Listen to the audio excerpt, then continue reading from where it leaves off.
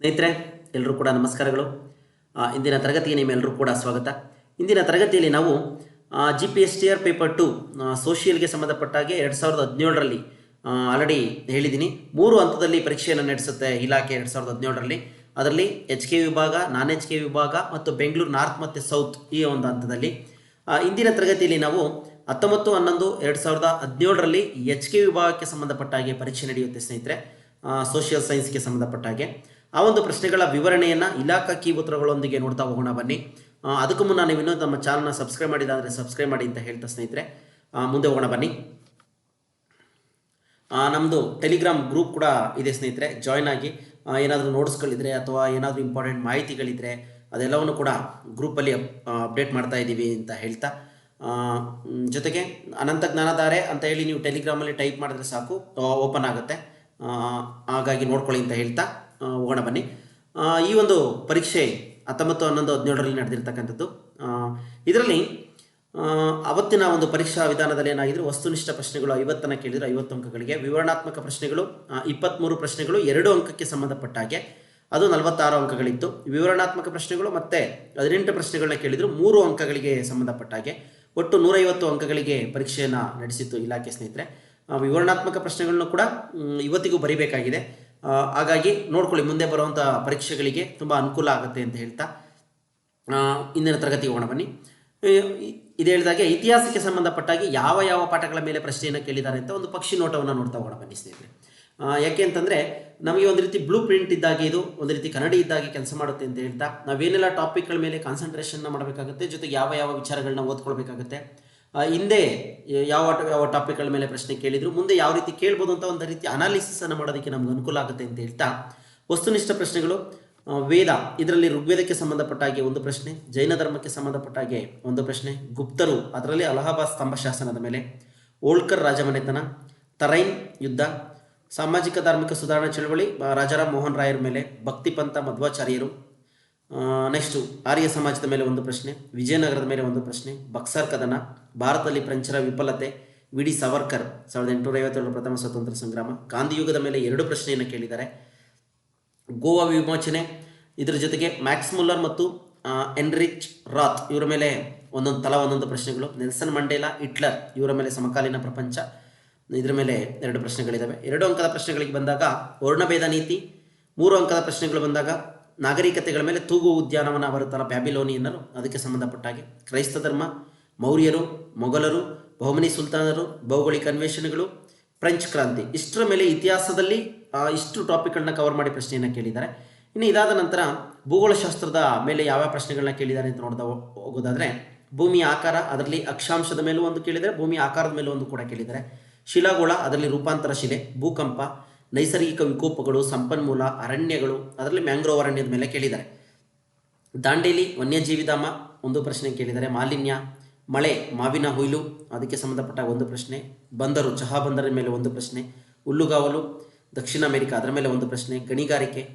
ಇದಾದ ನಂತರ 2 ಅಂಕದ ಪ್ರಶ್ನೆಗಳು ಬಂದಾಗ ಸಾಗರ ಪ್ರವಾಹಗಳು, ಪ್ರವಾಹ, ಕರ್ನಾಟಕದ ಗಾತ್ರ, ಏಷ್ಯಾ ಖಂಡ, ಜನಸಂಖ್ಯೆ ಹಂಚಿಕೆ, ಜನಸಂಪನ್ಮೂಲ, ನೆರೆಹೊರೆ ರಾಷ್ಟ್ರಗಳು, ಇಷ್ಟರ ಮೇಲೆ ಪ್ರಶ್ನೆ ಕೇಳಿದ್ದಾರೆ.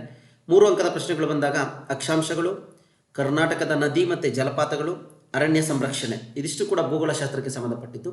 2017ರಲ್ಲಿ 3 ಹಂತದ ಪರೀಕ್ಷೆಯನ್ನು ಮಾಡಿದಾಗ ಸ್ನೇಹಿತರೆ ಒಂದಕ್ಕೊಂದು ಸಿಮಿಲಾರಿಟಿ ಇದೆ, ಹಾಗಾಗಿ ಆ ಒಂದು ಬೇಸಿಡ್ ಮೇಲೆ ಕೇಳಿದ್ದಾರೆ. ನೀವು ನಾನು ಇವಾಗ ಇದು 2ನೇ ವಿಡಿಯೋ ಅಪ್ಲೋಡ್ ಮಾಡ್ತಾ ಇದ್ದೀನಿ, ನೆಕ್ಸ್ಟ್ ಇನ್ನು 1 or 2 ಡೇಸಲ್ಲಿ ನಾನ್ HK ವಿಭಾಗದ್ದು ಕೂಡ ಅಪ್ಲೋಡ್ ಮಾಡ್ತೀನಿ. ಅಲ್ಲಿ ಬ್ಲೂ ಪ್ರಿಂಟನ್ನು ಇಟ್ಕೊಂಡು ನೋಡಿದಾಗ ನಿಮಗೆ ಗೊತ್ತಾಗುತ್ತೆ ಯಾವ ರೀತಿ ಪ್ರಶ್ನೆಗಳನ್ನ ಒಂದಕ್ಕೊಂದು ಲಿಂಕ್ ಮಾಡಿ ಕೇಳಿದ್ದಾರೆ ಅಂತೇಳಿ. ಆಲ್ರೆಡಿ ಬೆಂಗಳೂರು ನಾರ್ತ್ ಮತ್ತು ಸೌತ್ ವಿಡಿಯೋ ಅಪ್ಲೋಡ್ ಆಗಿದೆ, ನೋಡ್ಕೊಳ್ಳಿ, ನಿಮಗೆ ಎಕ್ಸಾಮ್ ಪರ್ಪಸ್ ತುಂಬ ಅನುಕೂಲ ಆಗುತ್ತೆ ಅಂತೇಳಿ. ಇನ್ನು ಅರ್ಥಶಾಸ್ತ್ರಕ್ಕೆ ಸಂಬಂಧಪಟ್ಟಾಗಿ ಏನೆಲ್ಲ ಪ್ರಶ್ನೆ ಕೇಳಿದ್ದಾರೆ, ಆಡಮ್ ಸ್ಮಿತ್, ಮಾರಾಟದ ಮಿಶ್ರಣ, ವಾಣಿಜ್ಯ ಬ್ಯಾಂಕ್, ಕಬ್ಬಿಣ ಮತ್ತು ಉಕ್ಕಿನ ಕೈಗಾರಿಕೆ, ಮುದ್ರಾ, ನರೇಗಾ ಮೇಲೆ ಒಂದು ಪ್ರಶ್ನೆ, ರಾಷ್ಟ್ರೀಯ ಹೆದ್ದಾರಿ. ಇಲ್ಲಿ ವಿವರಣಾತ್ಮಕ ಪ್ರಶ್ನೆಗಳು ಬಂದಾಗ ಚಿಲ್ಲರೆ ಮಾರಾಟ, ಜನಸಂಪನ್ಮೂಲ, ಬಡತನ ಸೂಚಿ. 3 ಅಂಕದ ಪ್ರಶ್ನೆಗಳಿಗೆ ಬಂದಾಗ RBI ಮೇಲೆ 3 ಅಂಕದ ಪ್ರಶ್ನೆ ಕೇಳಿದ್ದಾರೆ, ರಿಸರ್ವ್ ಬ್ಯಾಂಕ್ ಆಫ್ ಇಂಡಿಯಾ, ಕಬ್ಬಿಣ ಮತ್ತು ಉಕ್ಕಿನ ಕೈಗಾರಿಕೆ, ರಸ್ತೆ ಸಾರಿಗೆ, ಮಾರಾಟ ಮಿಶ್ರಣ, WTO, ಇವುಗಳನ್ನೆಲ್ಲ ಪ್ರಶ್ನೆಯನ್ನು ಅರ್ಥಶಾಸ್ತ್ರದ ಮೇಲೆ ಕೇಳಿದ್ದಾರೆ.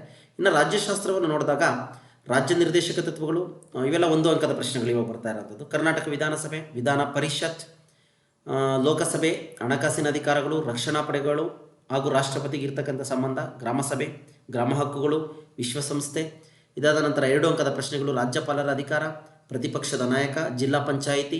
3 ಅಂಕದ ಪ್ರಶ್ನೆಗಳಿಗೆ ಬಂದಾಗ ಮೂಲಭೂತ ಹಕ್ಕುಗಳು, ಪ್ರಧಾನಮಂತ್ರಿ ಅಧಿಕಾರಗಳು, NCC, ಸಾಮಾಜಿಕ ಧಾರ್ಮಿಕ ವೈವಿಧ್ಯತೆ, ಪ್ರಾದೇಶಿಕವಾದ. ಇಷ್ಟು ಪ್ರಶ್ನೆಗಳನ್ನ ಕೇಳಿದ್ದಾರೆ. ಇದಾದ ನಂತರ ಸಮಾಜಶಾಸ್ತ್ರ ಮತ್ತು ವ್ಯವಹಾರ ಅಧ್ಯಯನ, ಇವುಗಳ ಮೇಲೆ ಕಡಿಮೆ ಪ್ರಶ್ನೆಯನ್ನು ಕೇಳಿದ್ದಾರೆ ಇದುವರೆಗೂ ಕೂಡ. ವ್ಯವಹಾರ ಅಧ್ಯಯನ ಮೇಲೆ 1 ಅಂಕದ 1 ಪ್ರಶ್ನೆ, ಗ್ರಾಹಕ ನ್ಯಾಯಾಲಯ 1 ಅಂಕದ 1 ಪ್ರಶ್ನೆ, ನೇಮಕಾತಿ 2 ಅಂಕದ ಪ್ರಶ್ನೆಗಳು, ವ್ಯವಹಾರ ಮತ್ತು ವೃತ್ತಿ 2 ಅಂಕದ 1 ಪ್ರಶ್ನೆ, ವಿಮೆ ಮೇಲೆ 2 ಅಂಕದ 1 ಪ್ರಶ್ನೆ, ಗ್ರಾಹಕ ಜಾಗೃತಿ 2 ಅಂಕದ 1 ಪ್ರಶ್ನೆ. ಇದರಲ್ಲಿ GKಗೆ ಸಂಬಂಧಪಟ್ಟ ಹಾಗೆ ಸೆಂಟ್ ಮೇರೀಸ್ ದ್ವೀಪ, ಇದು ಕರ್ನಾಟಕಕ್ಕೆ ಸಂಬಂಧಪಡುತ್ತೆ, ಇದರ ಮೇಲೆ 1 ಪ್ರಶ್ನೆ ಕೇಳಿದ್ದಾರೆ. ಬಿಳಿಗಿರಿ ರಂಗನ ಬೆಟ್ಟ 1 ಅಂಕದ ಪ್ರಶ್ನೆ, ರಾಷ್ಟ್ರೀಯ ಉದ್ಯಾನವನ 1 ಅಂಕದ ಪ್ರಶ್ನೆ, ಸಾಮಾನ್ಯ ವಿಮೆ ಜನರಲ್ ಇನ್ಶೂರೆನ್ಸ್ ಇದ್ರ ಮೇಲೆ 1 ಪ್ರಶ್ನೆಯನ್ನು ಕೇಳಿದ್ದಾರೆ. 2011ರ ಜನಸಾಂದ್ರತೆ 1 ಅಂಕ.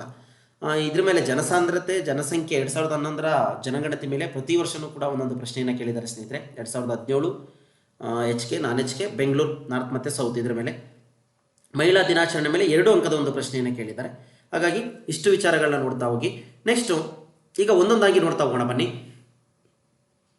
1ನೇ ಪ್ರಶ್ನೆ ಆಗಿತ್ತು, ಜರ್ಮನಿಯಲ್ಲಿ ಯಹೂದಿಗಳನ್ನು ಇವರ ಅವಧಿಯಲ್ಲಿ ಹಿಂಸಿಸಲಾಯಿತು ಅಂತೇಳಿ. ಅಡಾಲ್ಫ್ ಹಿಟ್ಲರ್ನ ಅವಧಿಯಲ್ಲಿ, ಬೆನಿಟೋ ಮುಸೋಲಿನಿ, ಇದಿ ಅಮೀನಿ, ಪೊಲೋಪಾಟ್ ಅಂತೇಳಿ. ಈ ಜರ್ಮನಿಯಲ್ಲಿ ಯಹೂದಿಗಳನ್ನು ಯಾರು ಹಿಂಸೆ ಮಾಡ್ತಾ ಇದ್ರು ಹೆಚ್ಚು ಅಂತಂದರೆ ಅಡಾಲ್ಫ್ ಹಿಟ್ಲರ್. ಏನು ಅಡಾಲ್ಫ್ ಹಿಟ್ಲರ್ 1889ರಿಂದ 1945 2ನೇ ಪ್ರಪಂಚ ಯುದ್ಧ ನಡೆಯುವವರೆಗೂ ಕೂಡ ಇವರು ಇರ್ತಾರೆ. ಜರ್ಮನಿಯ ನಿರಂಕುಶ ಪ್ರಭು, ಅಧ್ಯಕ್ಷ ಹಿಡೆನ್ಬರ್ಗ್ನ ನಂತರ ಇವರು ಆಗಿರ್ತಾರೆ. ಅಧ್ಯಕ್ಷ ಹಿಡೆನ್ಬರ್ಗ್ ಇರ್ತಾರೆ ಜರ್ಮನಿಯಲ್ಲಿ. ಅವರಾದ ನಂತರ ಇವರು ಅಡಾಲ್ಫ್ ಹಿಟ್ಲರ್ ಅಧಿಕಾರಕ್ಕೆ ಬರ್ತಾರೆ. ಪಕ್ಷ ನಾಜಿ ಪಕ್ಷದ ಸ್ಥಾಪನೆ ಇವರೇ ಮಾಡ್ತಾರೆ. ಧೋರಣೆ ಜಗತ್ತಿನಲ್ಲಿ ಜರ್ಮನ್ ಆರ್ಯ ಜನಾಂಗ ಶ್ರೇಷ್ಠ ಅಂತಕ್ಕಂಥದ್ದು ಇವ್ರ ಧೋರಣೆ ಆಗಿರುತ್ತೆ. ಹಾಗಾಗಿ ಯಹೂದಿಗಳನ್ನು ಇವರು ತುಂಬ ಹಿಂಸೆ ಕೊಟ್ಟು ಸಾಯಿಸ್ತಾರೆ. ಇವರ ಒಂದು ಹಿಂಸೆಗಳು ಅಥವಾ ಪನಿಷ್ಮೆಂಟ್ ಹೇಗಿತ್ತು ಅಂದರೆ ತುಂಬ ಕ್ರೂರವಾಗಿತ್ತು ಅಂತಲೇ ಹೇಳಿ ವರ್ಣನೆಯನ್ನು ಮಾಡ್ತಾರೆ. ಗುಪ್ತ ಪೊಲೀಸ್ ಪಡೆ ಇತ್ತು, ಗೆಸ್ಟಪೋ, ಗೆಹೆಮ್ ಸ್ಪಾಟ್ಸ್ ಪೊಲೀಸಿ ಅಂತೇಳಿ, ಅಂದರೆ ಜರ್ಮನ್ ಸೀಕ್ರೆಟ್ ಸ್ಟೇಟ್ ಪೊಲೀಸ್ ಅಂತಕ್ಕಂಥ ಒಂದು ಗುಪ್ತ ಪೊಲೀಸ್ ಪಡೆಯನ್ನು ಇವರು ಹಿಟ್ಲರ್ ಇಟ್ಕೊಂಡಿರ್ತಾರೆ. ಗೊಬೆಲ್ಸ್ ಜನಾಂಗೀಯ ದ್ವೇಷ ಪ್ರಸಾರ ಮಾಡಲು ಇದ್ದಂಥ ಒಂದು ಮಂತ್ರಿಮಂಡಲ ಅಂತೆ ಗೊಬೆಲ್ಸ್ ಅಂತಕ್ಕಂಥದ್ದು, ಇವ್ರನ್ನ ಅಡಾಲ್ಫ್ ಹಿಟ್ಲರ್ ಇಟ್ಕೊಂಡಿರ್ತಾರೆ. ಬೂದು ಅಂಗಿ ದಳ, ಬ್ರೌನ್ ಶರ್ಟ್ಸ್, ಜನರಲ್ಲಿ ಭಯ ಮೂಡಿಸಲು ಇದ್ದ ಹಿಟ್ಲರ್ನ ಕಾರ್ಯಪಡೆ ಇದು. ನೆಕ್ಸ್ಟು ಲಕ್ಷಾಂತರ ಯಹೂದಿಗಳನ್ನು ನಿರ್ದಾಕ್ಷಿಣ್ಯವಾಗಿ ಸಾಮೂಹಿಕ ಕಗ್ಗೊಲೆಯನ್ನು ಮಾಡ್ತಾರೆ. ಅದನ್ನು ಹೋಲ್ಕಾಸ್ಟ್ ಅಂತ ಹೇಳಿ ಕರೀತಾರೆ. ವಿಷಾನಿಲ, ಹಸಿವು, ಕಾನ್ಸಂಟ್ರೇಷನ್ ಕ್ಯಾಂಪ್ ಅಂತೇಳಿ ಕರೀತಾರೆ. ಸಾಮೂಹಿಕ ಗುಂಡು ಹತ್ಯೆ ಮಾಡ್ತಾ ಇರ್ತಾರೆ, ಮಾಸ್ ಶೂಟಿಂಗ್ ಅಂತೇಳಿ ಮುಂತಾದ ಶಿಕ್ಷೆಗಳನ್ನು ನೀಡಿ ಈತ ಆ ಯಹೂದಿಗಳನ್ನ ಕೊಲ್ತಾ ಇರ್ತಾರೆ. 2ನೇ ಮಹಾಯುದ್ಧ ಅಂತ್ಯ ಆಗುತ್ತಲ್ಲ 1945ರಲ್ಲಿ. ಆಗ ಇವರು ತಮ್ಮ ಆತ್ಮಹತ್ಯೆ ಮಾಡ್ಕೊಳ್ತಾರೆ. ಇದೊಂದಿಷ್ಟು ಇವರ ವಿಚಾರ. ಇನ್ನು ಬೆನಿಟೋ ಮುಸೋಲಿನಿ ಇವರು ಕೂಡ ಇಟಲಿಯ ಸರ್ವಾಧಿಕಾರಿಯಾಗಿರ್ತಾರೆ 1927ರಿಂದ 45ರ ಅವಧಿಯಲ್ಲಿ. ರಾಷ್ಟ್ರೀಯ ಫ್ಯಾಸಿಸ್ಟ್ ಪಕ್ಷ, ಕಪ್ಪು ಅಂಗಿದಳ ಇವ್ರದ್ದು ಒಂದು ಮಾಹಿತಿ ಆಗಿರುತ್ತೆ. ಇನ್ನು ಇದಿ ಅಮೀನ್ 1970ರ ದಶಕದಲ್ಲಿ ಉಗಾಂಡಾದ ಕ್ರೂರ ನಿರಂಕುಶ ಅಧ್ಯಕ್ಷ ಅಂತೇಳಿ ಇವ್ರನ್ನ ಹೇಳ್ತೀವಿ. ನೆಕ್ಸ್ಟು ಪೊಲೋಪಾಟ್ ಇವರು ಕಾಂಬೋಡಿಯನ್ ಕ್ರಾಂತಿಕಾರಿ ರಾಜಕಾರಣಿ ಆಗಿರ್ತಾರೆ. ಹಾಗಾಗಿ ಇಷ್ಟು ವಿಚಾರವನ್ನು ನೆನಪಿಟ್ಕೊಳ್ಳಿ. ಅಡಾಲ್ಫ್ ಹಿಟ್ಲರ್ ಮೇಲೆ ಈ ಪ್ರಶ್ನೆ ಆಗಿರೋದ್ರಿಂದ ಇದಿಷ್ಟು ಕೂಡ ಇವರ ಬಗ್ಗೆ ಮಾಹಿತಿ ಸ್ನೇಹಿತರೆ ತುಂಬ ವಿಚಾರವನ್ನು ಒಳಗೊಂಡಿರ್ತಕ್ಕಂಥ ಮತ್ತು ಸಾಕಷ್ಟು ಪುಸ್ತಕಗಳನ್ನು ಅಧ್ಯಯನ ಮಾಡಿ ನಿಮ್ಗೆ ಏನೆಲ್ಲ ಮಾಹಿತಿಯನ್ನು ಕೊಡಬೇಕೋ ಕೊಟ್ಟಿದ್ದೀವಿ. ನೀವಿನ್ನೂ ನಮ್ಮ ಚಾನಲ್ನ ಸಬ್ಸ್ಕ್ರೈಬ್ ಮಾಡಿಲ್ಲ ಅಂದರೆ ಸಬ್ಸ್ಕ್ರೈಬ್ ಮಾಡಿ, ನಿಮ್ಮ ಸ್ನೇಹಿತರು ಕೂಡ ಶೇರ್ ಮಾಡಿ ಅಂತ ಹೇಳ್ತಾ ಸ್ನೇಹಿತರೆ ಟೆಲಿಗ್ರಾಮ್ ಗ್ರೂಪ್ ಕೂಡ ಜಾಯ್ನ್ ಆಗಿ ಅಂತ ಹೇಳ್ತಾ ಮುಂದಿನ ಪ್ರಶ್ನೆಗೆ ಹೋಗೋಣ ಬನ್ನಿ. ಕರ್ನಾಟಕ ವಿಧಾನಸಭೆಗೆ ರಾಜ್ಯಪಾಲರು ಎಷ್ಟು ಜನರನ್ನು ನಾಮಕರಣ ಮಾಡ್ತಾರೆ? ರಾಜ್ಯಪಾಲರು ವಿಧಾನಸಭೆಗೆ ಎಷ್ಟು ಜನರನ್ನು ನಾಮಕರಣ ಮಾಡ್ತಾರೆ ಅಂತೇಳಿ ಇದನ್ನೇ ರಿವರ್ಸ್ ಪ್ರಶ್ನೆಯನ್ನು ಮಾಡಿ ನಾನ್ HK ವಿಭಾಗ ಮತ್ತು ಬೆಂಗಳೂರು ನಾರ್ತ್ ಮತ್ತು ಸೌತಲ್ಲಿ ಕೇಳಿದ್ದಾರೆ. ಒಬ್ಬರನ್ನು ಆಯ್ಕೆ ಮಾಡ್ತಾರೆ. ಇಲ್ಲಿ ಕರ್ನಾಟಕ ವಿಧಾನಸಭಾ ಸದಸ್ಯರ ಸಂಖ್ಯೆ ಒಟ್ಟು 225 ಆಗಿರುತ್ತೆ. ಪ್ರತ್ಯಕ್ಷ ಚುನಾವಣೆ ಮೂಲಕ 224 ಜನರು ಆಯ್ಕೆ ಆದರೆ ನಾಮಕರಣ ಒಬ್ಬರನ್ನ ಮಾಡ್ತಾರೆ. ಯಾರು ಅಂದರೆ ರಾಜ್ಯಪಾಲರು. ಯಾವ ಕ್ಷೇತ್ರದಲ್ಲಿ ಅಂತಂದರೆ ಕಲೆ, ವಿಜ್ಞಾನ, ಸಾಹಿತ್ಯ, ಸಮಾಜ ಸೇವೆ, ಸಹಕಾರ ಕ್ಷೇತ್ರ ಇದರಲ್ಲಿ ಸೇವೆ ಮಾಡಿರ್ತಕ್ಕಂಥ ಒಬ್ಬರು ಆಂಗ್ಲೋ ಇಂಡಿಯನ್ನರನ್ನು ರಾಜ್ಯಪಾಲರು ನಾಮಕರಣ ಮಾಡ್ತಾರೆ. ಓಕೆನಾ. ಭಾರತದಲ್ಲಿ ರಕ್ಷಣಾ ಪಡೆಗಳ ಸರ್ವೋಚ್ಚ ಅಧಿಕಾರ ಇವರಿಗಿದೆ ಅಂತೇಳಿ ಹೇಳಿದ್ದಾರೆ. ಭಾರತದಲ್ಲಿ ರಕ್ಷಣಾ ಪಡೆಗಳ ಸರ್ವೋಚ್ಚ ಅಧಿಕಾರ ಗೊತ್ತಿದೆ, ರಾಷ್ಟ್ರಪತಿಗಳಿಗೆ ಇರುತ್ತೆ. 2019ರಿಂದ CDS chief of defence staff ರಕ್ಷಣಾ ಸಿಬ್ಬಂದಿ ಮುಖ್ಯಸ್ಥ ಎಂಬ ಒಂದು ಹೊಸ ಹುದ್ದೆಯನ್ನು ಸೃಷ್ಟಿ ಮಾಡಿದ್ದಾರೆ 2019ರಿಂದ. 2020ರಲ್ಲಿ ಜನರಲ್ ರಾವತ್ ಇದರ ಮುಖ್ಯಸ್ಥರಾಗಿರ್ತಾರೆ. ಪ್ರಸ್ತುತ ಮನೋಜ್ ಮುಕುಂದ್ ನರಾಣಿ ಇವರು ಮುಖ್ಯಸ್ಥರಾಗಿದ್ದಾರೆ ಸ್ನೇಹಿತರೆ. ಓಕೆನಾ. ರಾವತ್ ಅವರು ಹೆಲಿಕಾಪ್ಟರ್ ಅಪಘಾತದಲ್ಲಿ ತೀರೋಗ್ತಾರೆ. ಅದಾದ ನಂತರ ಇವಾಗ ಮುಕುಂದ್ ನರವಾಣಿ ಅಂತಕ್ಕಂಥವ್ರು ಇದರ ಮುಖ್ಯಸ್ಥರಾಗಿದ್ದಾರೆ. ಇದೊಂದನ್ನು ಚೆನ್ನಾಗಿ ನೆನ್ಪಿಟ್ಕೊಳ್ಳಿ. 3 ಮುಖ್ಯ ಪಡೆಗಳ ರಕ್ಷಣಾ ಸರ್ವೋಚ್ಚ ಅಧಿಕಾರ ಯಾರಿಗಿರುತ್ತೆ ಅಂದರೆ ರಾಷ್ಟ್ರಪತಿ. ಅದ್ರ ಜೊತೆಗೆ ಇವಾಗ ಇನ್ನೊಂದು ಹೊಸ ಹುದ್ದೆಯನ್ನು ಸೃಷ್ಟಿ ಮಾಡಿದ್ದಾರೆ. ಈ ಹುದ್ದೆ CDS ಅಂತೇಳಿ ಚೆನ್ನಾಗಿ ನೆನ್ಪಿಟ್ಕೊಳ್ಳಿ, 2019ರಿಂದ. ಇದರ ಜೊತೆಗೆ ಸ್ನೇಹಿತರೆ TETಗೆ ಸಂಬಂಧಪಟ್ಟಾಗೆ ಸಾಕಷ್ಟು ವಿಡಿಯೋಗಳನ್ನ ನಾವು ಇದುವರೆಗೂ ನಡೆದಿರ್ತಕ್ಕಂಥ ಎಲ್ಲ ವರ್ಷದ ವಿಡಿಯೋಗಳನ್ನ 2014ರಿಂದ 24ರವರೆಗೆ ಕಟ್ಟಿಕೊಟ್ಟಿದ್ವಿ. ಸಾಕಷ್ಟು ಪರೀಕ್ಷೆಗೆ ಅನುಕೂಲ ಆಗಿತ್ತು ಅಂತ ಹೇಳಿದ್ರಿ. ಹಾಗಾಗಿ ಆ TETಗೆ ಸಂಬಂಧಪಟ್ಟಂಥ ಎಲ್ಲ ವಿಡಿಯೋಗಳಿದೆ, ನೋಡಿ ಅಂತ ಹೇಳ್ತಾ ಮುಂದಿನ ಪ್ರಶ್ನೆಗೆ ಹೋಗೋಣ. ಧರ್ಮವನ್ನು ರಾಜಕೀಯದಿಂದ ಬೇರ್ಪಡಿಸಬಾರದು ಎಂದು ಹೇಳಿದವರು ಯಾರು ಅಂತೇಳಿ ಕೇಳಿದ್ದಾರೆ. ಸುಭಾಷ್ ಚಂದ್ರ ಬೋಸ್, ಬಾಲ ಗಂಗಾಧರನಾಥ ತಿಲಕ್, ಲಾಲಾ ಲಜಪತ್ ರಾಯ್, ಮಹಾತ್ಮ ಗಾಂಧೀಜಿ. ಈ ಮಾತನ್ನು ಹೇಳಿದಂಥವ್ರು, ಧರ್ಮವನ್ನು ರಾಜಕೀಯದಿಂದ ಬೇರ್ಪಡಿಸಬಾರದು ಅಂತ ಹೇಳಿದಂಥವ್ರು ಮಹಾತ್ಮ ಗಾಂಧೀಜಿ. ನೆಕ್ಸ್ಟ್ ಸುಭಾಷ್ ಚಂದ್ರ ಬೋಸ್, ನನಗೆ ರಕ್ತ ಕೊಡಿ, ನಾನು ನಿಮಗೆ ಸ್ವಾತಂತ್ರ್ಯ ಕೊಡುತ್ತೇನೆ ಅಂತ ಹೇಳಿದ್ರು. ಬಾಲ ಗಂಗಾಧರ ತಿಲಕ್, ಸ್ವರಾಜ್ಯ ನನ್ನ ಆಜನ್ಮ ಸಿದ್ಧ ಹಕ್ಕು, ಅದನ್ನು ಪಡೆದೇ ತೀರುತ್ತೇನೆ ಅಂತ ಹೇಳ್ತಾರೆ. ಇನ್ನು ಲಾಲಾ ಲಜಪತ್ ರಾಯ್, ನನ್ನ ಮೇಲೆ ಬಿದ್ದಿರುವ ಲಾಠಿ ಏಟುಗಳು ಆಂಗ್ಲರ ಶವಪೆಟ್ಟಿಗೆ ಮೇಲೆ ಹೊಡೆಯುವ ಕೊನೆಯ ಮೊಳೆಗಳಾಗಿರ್ತವೆ ಅಂತೇಳಿ ಇವುಗಳ ಈ ಎಲ್ಲರ ಹೇಳಿಕೆಗಳನ್ನು ಕೂಡ ಒಂದೊಂದು ಪರೀಕ್ಷೆಯಲ್ಲಿ ಕೇಳಿದ್ದಾರೆ ಸ್ನೇಹಿತರೆ, ನೋಡ್ಕೊಳ್ಳಿ. ನೆಕ್ಸ್ಟು ಗೋವಾ ಭಾರತದ ಒಕ್ಕೂಟದಲ್ಲಿ ಸೇರಿದ್ದು ಯಾವಾಗ ಅಂತೇಳಿ ಪ್ರಶ್ನೆ ಕೇಳಿದ್ದಾರೆ. ಯಾವಾಗ ಅಂದರೆ 1961ರಲ್ಲಿ ಗೋವಾ ಭಾರತದ ಒಕ್ಕೂಟಕ್ಕೆ ಸೇರುತ್ತೆ. ಮೊದಲಿಗೆ ಭಾರತಕ್ಕೆ ಬಂದು ಕೊನೆಯದಾಗಿ ಭಾರತ ಬಿಟ್ಟು ಹೋದಂಥ ಯುರೋಪಿಯನ್ನರು ಯಾರು ಅಂದರೆ ಪೋರ್ಚುಗೀಸರು. ಇದೊಂದು ಚೆನ್ನಾಗಿ ನೆನ್ಪಿಟ್ಕೊಳ್ಳಿ. 1961ರಲ್ಲಿ ಇವರು ಗೋವಾನ, ಏಕೆಂದರೆ ಪೋರ್ಚುಗೀಸರು ಬಂದು ಗೋವನ್ನು ತಮ್ಮ ರಾಜಧಾನಿಯನ್ನಾಗಿ ಮಾಡಿಕೊಂಡು ಕೊನೆಯವರೆಗೂ ಅಲ್ಲೇ ಆಡಳಿತವನ್ನು ಮಾಡ್ಕೊಂಡಿರ್ತಾರೆ. ಭಾರತಕ್ಕೆ ಸ್ವತಂತ್ರ ಸಿಕ್ಕಿದ್ರೂ ಕೂಡ ಅವರು ಗೋವಾವನ್ನು ಬಿಟ್ಟು ಹೋಗೋದಿಲ್ಲ. ಆಗ 1961 ಡಿಸೆಂಬರ್ 20ರಂದು ಗೋವಾ ಭಾರತದ ಒಕ್ಕೂಟದಲ್ಲಿ ಸೇರ್ಪಡೆಯಾಗುತ್ತೆ. 1987ರವರೆಗೂ ಇದು ಕೇಂದ್ರಾಡಳಿತ ಪ್ರದೇಶವಾಗಿತ್ತು, ನಂತರ ರಾಜ್ಯವಾಗಿದೆ. ಓಕೆನಾ, ಈ ಪಾಯಿಂಟನ್ನು ಕೂಡ ನೆನ್ಪಿಟ್ಕೊಳ್ಳಿ. 1987ರವರೆಗೆ ಕೇಂದ್ರಾಡಳಿತ ಪ್ರದೇಶ, ನಂತರ ಇದು ರಾಜ್ಯದ ಸ್ಥಾನಮಾನವನ್ನು ಪಡೆಯುತ್ತೆ. ಇನ್ನು ಡ್ಯಾಶ್ ರಾಷ್ಟ್ರದ ಹಣಕಾಸಿನ ವಿಷಯಗಳಲ್ಲಿ ಸಂಪೂರ್ಣ ನಿಯಂತ್ರಣ ಹೊಂದಿದೆ ಅಂತ ಕೇಳಿದರೆ ಲೋಕಸಭೆ, ರಾಜ್ಯಸಭೆ, ಸರ್ವೋಚ್ಚ ನ್ಯಾಯಾಲಯ, ಮೇಲಿನ ಎಲ್ಲವೂ ಅಂತೇಳಿ. ಲೋಕಸಭೆಗೆ ಹೆಚ್ಚಿನ ಹಣಕಾಸಿನ ಅಧಿಕಾರಗಳಿರುತ್ತೆ ಸ್ನೇಹಿತರೆ. ಸಾಕಷ್ಟು ಸಲ ಸಾಕಷ್ಟು ಪರೀಕ್ಷೆಗಳಲ್ಲಿ SDA, FDA ಇಂದ ಸೇರಿಕೊಂಡು ಎಲ್ಲ ರೀತಿ ಪರೀಕ್ಷೆಗಳಲ್ಲಿ ಈ ಪ್ರಶ್ನೆಯನ್ನು ಕೇಳಿದ್ದಾರೆ. ನೆಕ್ಸ್ಟು ಗ್ರಾಮ ಸಭೆಗೆ ಸದಸ್ಯರಾಗಲು ನಿಗದಿಪಡಿಸಿರುವ ವಯಸ್ಸು, ಗ್ರಾಮ ಸಭೆಗೆ ಸದಸ್ಯರಾಗಲು 25 ವರ್ಷ ಬೇಕಾ, 18 ವರ್ಷ ಬೇಕಾ, 21ನ 31.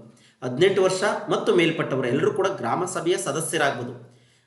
ಗ್ರಾಮ ಪಂಚಾಯಿತಿ ಸದಸ್ಯರಲ್ಲ, ಇಲ್ಲಿ ಗ್ರಾಮ ಸಭೆಯ ಸದಸ್ಯರು. ಅಂದರೆ ಒಂದು ಪಂಚಾಯಿತಿ ಗ್ರಾಮ ಸಭೆಯನ್ನು ನಡೆಸ್ತಾ ಇದೆ ಅಂದರೆ ವೋಟ್ ಹಾಕುವಂಥ ರೈಟ್ಸ್ ಇರ್ತಕ್ಕಂಥ ಎಲ್ಲ 18 ವರ್ಷ ಮತ್ತು ಮೇಲ್ಪಟ್ಟವರು ಗ್ರಾಮ ಸಭೆಯಲ್ಲಿ ಭಾಗವಹಿಸ್ಬೋದು. ಭಾರತದ ಎಲ್ಲ ಪೌರರಿಗೆ ಆರ್ಥಿಕ ಸಮಾನತೆಯನ್ನು ಇದರಡಿ ನೀಡಲಾಗಿದೆ. ಎಲ್ಲ ಪೌರರಿಗೆ ಆರ್ಥಿಕ ಸಮಾನತೆಯನ್ನು ರಾಜ್ಯ ನಿರ್ದೇಶಕ ತತ್ವಗಳು, ಮೂಲಭೂತ ಹಕ್ಕುಗಳು, ಮೂಲಭೂತ ಕರ್ತವ್ಯಗಳು ಮೇಲಿನ ಯಾವುದು ಅಲ್ಲ ಅಂತೇಳಿ ಆರ್ಥಿಕ ಸಮಾನತೆ ಅಂತಕ್ಕಂಥದ್ದು ರಾಜ್ಯ ನಿರ್ದೇಶಕ ತತ್ವಗಳು ಆಗಿರುತ್ತೆ. ರಾಜ್ಯ ನಿರ್ದೇಶಕ ತತ್ವಗಳು ಅಂತಂದರೆ ಒಂದು ಸುಖಿ ರಾಜ್ಯದ ಕಲ್ಪನೆ ಆಗಿರುತ್ತೆ, ವೆಲ್ಫೇರ್ ಸ್ಟೇಟ್. ಹಾಗಾಗಿ ನೆಕ್ಸ್ಟು ಸಂವಿಧಾನದ 4ನೇ ಭಾಗ 36ರಿಂದ 51ನೇ ವಿಧಿಯವರೆಗೆ ಈ ರಾಜ್ಯ ನಿರ್ದೇಶಕ ತತ್ವಗಳನ್ನು ಅಳವಡಿಸಲಾಗಿದೆ. ಇದನ್ನು ಐರಿಷ್ ಸಂವಿಧಾನದಿಂದ ಎರವಲಾಗಿ, ಅಂದರೆ ಅಲ್ಲಿಂದ ಪಿಕ್ ಮಾಡ್ಕೊಂಡಿದ್ದೀವಿ ಈ ರಾಜ್ಯ ನಿರ್ದೇಶಕ ತತ್ವಗಳನ್ನ ಸ್ನೇಹಿತರೆ, ನೆನ್ಪಿಟ್ಕೊಳ್ಳಿ. ಸಂವಿಧಾನದ 4ನೇ ಭಾಗ 36ರಿಂದ 51ನೇ ವಿಧಿ ಐರಿಷ್ ಸಂವಿಧಾನ. ಓಕೆನಾ. ನೆಕ್ಸ್ಟು ನಾನು ಬಿಳಿಯರ ಪ್ರಾಬಲ್ಯದ ವಿರುದ್ಧ ಹೋರಾಡಿರುವೆ ಮತ್ತು ನಾನು ಕರಿಯರ ಪ್ರಾಬಲ್ಯದ ವಿರುದ್ಧ ಹೋರಾಡಿರುವೆ. ಇದನ್ನು ಹೇಳಿದವರು ಯಾರು ಅಂತ ಹೇಳಿ ಕೇಳಿದ್ದಾರೆ. ಹೇಳಿರ್ತಕ್ಕಂಥವ್ರು ನೆಲ್ಸನ್ ಮಂಡೇಲಾ ಅಂತಕ್ಕಂಥವ್ರು ಏನು ಮಾಡಿದ್ದಾರೆ, ಈ ಒಂದು ಹೇಳಿಕೆಯನ್ನು ಕೊಟ್ಟಿದ್ದಾರೆ. ದಕ್ಷಿಣ ಆಫ್ರಿಕಾದಲ್ಲಿ ವರ್ಣಭೇದ ನೀತಿಯ ವಿರುದ್ಧ ಹೋರಾಡಿದಂಥವ್ರು ನೆಲ್ಸನ್ ಮಂಡೇಲಾ, ನಿಮಗೆ ಗೊತ್ತೇ ಇದೆ. ನೆಕ್ಸ್ಟು ವಿಧಾನ ಪರಿಷತ್ತಿನ ಸದಸ್ಯರ ಅಧಿಕಾರಾವಧಿ, ವಿಧಾನ ಪರಿಷತ್ ಓಕೆನಾ 5 ವರ್ಷನ 6 ವರ್ಷನ, ಇದರಲ್ಲೆರಡೆ ನಮಗೆ ಗೊತ್ತಾಗೋದು. ವಿಧಾನಸಭೆ 5 ವರ್ಷಗಳು, ವಿಧಾನ ಪರಿಷತ್ ಬಂದು 6 ವರ್ಷಗಳಾಗಿರುತ್ತೆ ಸ್ನೇಹಿತರೆ. ಈ ಸದಸ್ಯರ ಸಂಖ್ಯೆ, ಆ ರಾಜ್ಯದ ವಿಧಾನ ಪರಿಷತ್ತಿನ ಸದಸ್ಯರ ಸಂಖ್ಯೆ ಎಷ್ಟಾಗಿರುತ್ತೆ ಅಂದರೆ, ಆ ರಾಜ್ಯದ ವಿಧಾನಸಭೆ ಇರುತ್ತಲ್ಲ ಅದರ 1/3 ಭಾಗದಷ್ಟು ಇರುತ್ತೆ. ಕರ್ನಾಟಕದ ವಿಧಾನಸಭಾ ಸದಸ್ಯರ ಸಂಖ್ಯೆ ಆಲ್ರೆಡಿ ಗೊತ್ತು ನಿಮಗೆ, 225. ಇದರಲ್ಲಿ ಒಬ್ಬರನ್ನು ಆಂಗ್ಲೋ ಇಂಡಿಯರನ್ನು ರಾಜ್ಯಪಾಲರು ನಾಮಕರಣ ಮಾಡ್ತಾರೆ. ಕರ್ನಾಟಕ ವಿಧಾನ ಪರಿಷತ್ ಸದಸ್ಯರ ಸಂಖ್ಯೆ 75 ಆಗಿರುತ್ತೆ. ಇದಿಷ್ಟು ಕೂಡ ನೆನ್ಪಿಟ್ಕೊಳ್ಳಿ. ಇವರು ಅಧಿಕಾರಾವಧಿ 6 ವರ್ಷಗಳಾಗಿರುತ್ತೆ. ವಿಧಾನ ಪರಿಷತ್ ಅದು ಪರ್ಮನೆಂಟ್ ಹೌಸ್ ಆಗಿರುತ್ತೆ. ಓಕೆನಾ. ನೆಕ್ಸ್ಟು 11, ಮಲ್ಪೆಯ ಸಮೀಪದಲ್ಲಿ ಕಂಡುಬರುವ ದ್ವೀಪ ಯಾವುದು ಅಂತ ಕೇಳಿದರೆ ಉತ್ತರ ದ್ವೀಪ, ಸೈಂಟ್ ಮೇರೀಸ್ ದ್ವೀಪ, ದಕ್ಷಿಣ ದ್ವೀಪ, ಕಾಂಜಿಗುಡ್ಡ ದ್ವೀಪ ಅಂತೇಳಿ. ಸೈಂಟ್ ಮೇರೀಸ್ ದ್ವೀಪ, ಈ ದ್ವೀಪವನ್ನು ಕೋಕೋನಟ್ ಐಲ್ಯಾಂಡ್ ಅಂತಲೂ ಕೂಡ ಏನು ಮಾಡ್ತಾರೆ, ಕರೀತಾರೆ. ಈ ಪಾಯಿಂಟನ್ನು ಕೂಡ ನೆನ್ಪಿಟ್ಕೊಳ್ಳಿ. ಕರ್ನಾಟಕದಲ್ಲಿರುವ ಅತ್ಯಂತ ಉದ್ದವಾದ ರಾಷ್ಟ್ರೀಯ ಹೆದ್ದಾರಿ ಯಾವುದು ಅಂತ ಹೇಳಿ ಕೇಳಿದ್ದಾರೆ. NH13 ಅಂತಕ್ಕಂಥದ್ದು. ಇದು NH13 ಚಿತ್ರದುರ್ಗ, ಹೊಸಪೇಟೆ, ವಿಜಯಪುರ, ಸೊಲ್ಲಾಪುರ ಮುಖಾಂತರ ಅದು ಹೋಗುತ್ತೆ. ಇದು NH13. ಚಹಾ ಬಂದರು ಅಂತೇಳಿ, ಇದನ್ನು ಕೂಡ TETನಲ್ಲಿ ಈ ಪ್ರಶ್ನೆಯನ್ನು ಮತ್ತೆ ಕೇಳಿದ್ದಾರೆ ಸ್ನೇಹಿತರೆ. ಚಹಾ ಬಂದರು ಅಂತ ಯಾವುದನ್ನು ಕರಿತೀವಿ ಅಂದರೆ ಕೋಲ್ಕತ್ತಾವನ್ನು ಕರಿತೀವಿ. ಇದ್ರ ಬಗ್ಗೆ ಅಲ್ಲೂ ಕೂಡ ಸಾಕಷ್ಟು ಮಾಹಿತಿ ಇದೆ. ಯಾಕೆಂದರೆ ಸೈಕಾಲಜಿ ಆಗಿರ್ಬೋದು, ಹಿಸ್ಟ್ರಿ ಆಗಿರ್ಬೋದು, ಇವೆಲ್ಲವನ್ನು ಕೂಡ ಕನ್ನಡ ವ್ಯಾಕರಣ ಆಗಿರ್ಬೋದು ಎಲ್ಲವೂ ಸ್ನೇಹಿತರೆ ಒಂದು ವರ್ಷದಿಂದ ಮತ್ತೊಂದು ವರ್ಷಕ್ಕೆ ರಿಪೀಟ್ ಆಗುವಂಥ ಸಾಧ್ಯತೆಗಳಿರ್ತವೆ. ಮತ್ತು ಇಲ್ಲಿನ ಕ್ವಶನ್ ಅಲ್ಲಿ ಕೇಳೋ ಸಾಧ್ಯತೆ, ಅಲ್ಲಿ ಕ್ವಶನ್ ಇಲ್ಲಿ ಕೇಳೋ ಸಾಧ್ಯತೆ ಇರುತ್ತೆ. ಹಾಗಾಗಿ ನಾವು TET ಪಾಸ್ ಆಗಿಬಿಟ್ಟಿದ್ದೀವಿ ಅಂತ ಅಲ್ಲಿನ ವಿಡಿಯೋಗಳನ್ನ ನೋಡೋದನ್ನು ಕೂಡ ನಿಲ್ಲಿಸ್ಬೇಡಿ ಸ್ನೇಹಿತರೆ. ಅಲ್ಲೂ ನೋಡಿದ್ರೆ ಒಂದಷ್ಟು ಮಾಹಿತಿ ನಿಮಗೆ ಸಿಗ್ತಾ ಇರುತ್ತೆ. ಪರೀಕ್ಷಾ ದೃಷ್ಟಿಯಿಂದ TET ವಿಡಿಯೋಗಳನ್ನು ಕೂಡ ನೋಡಿ.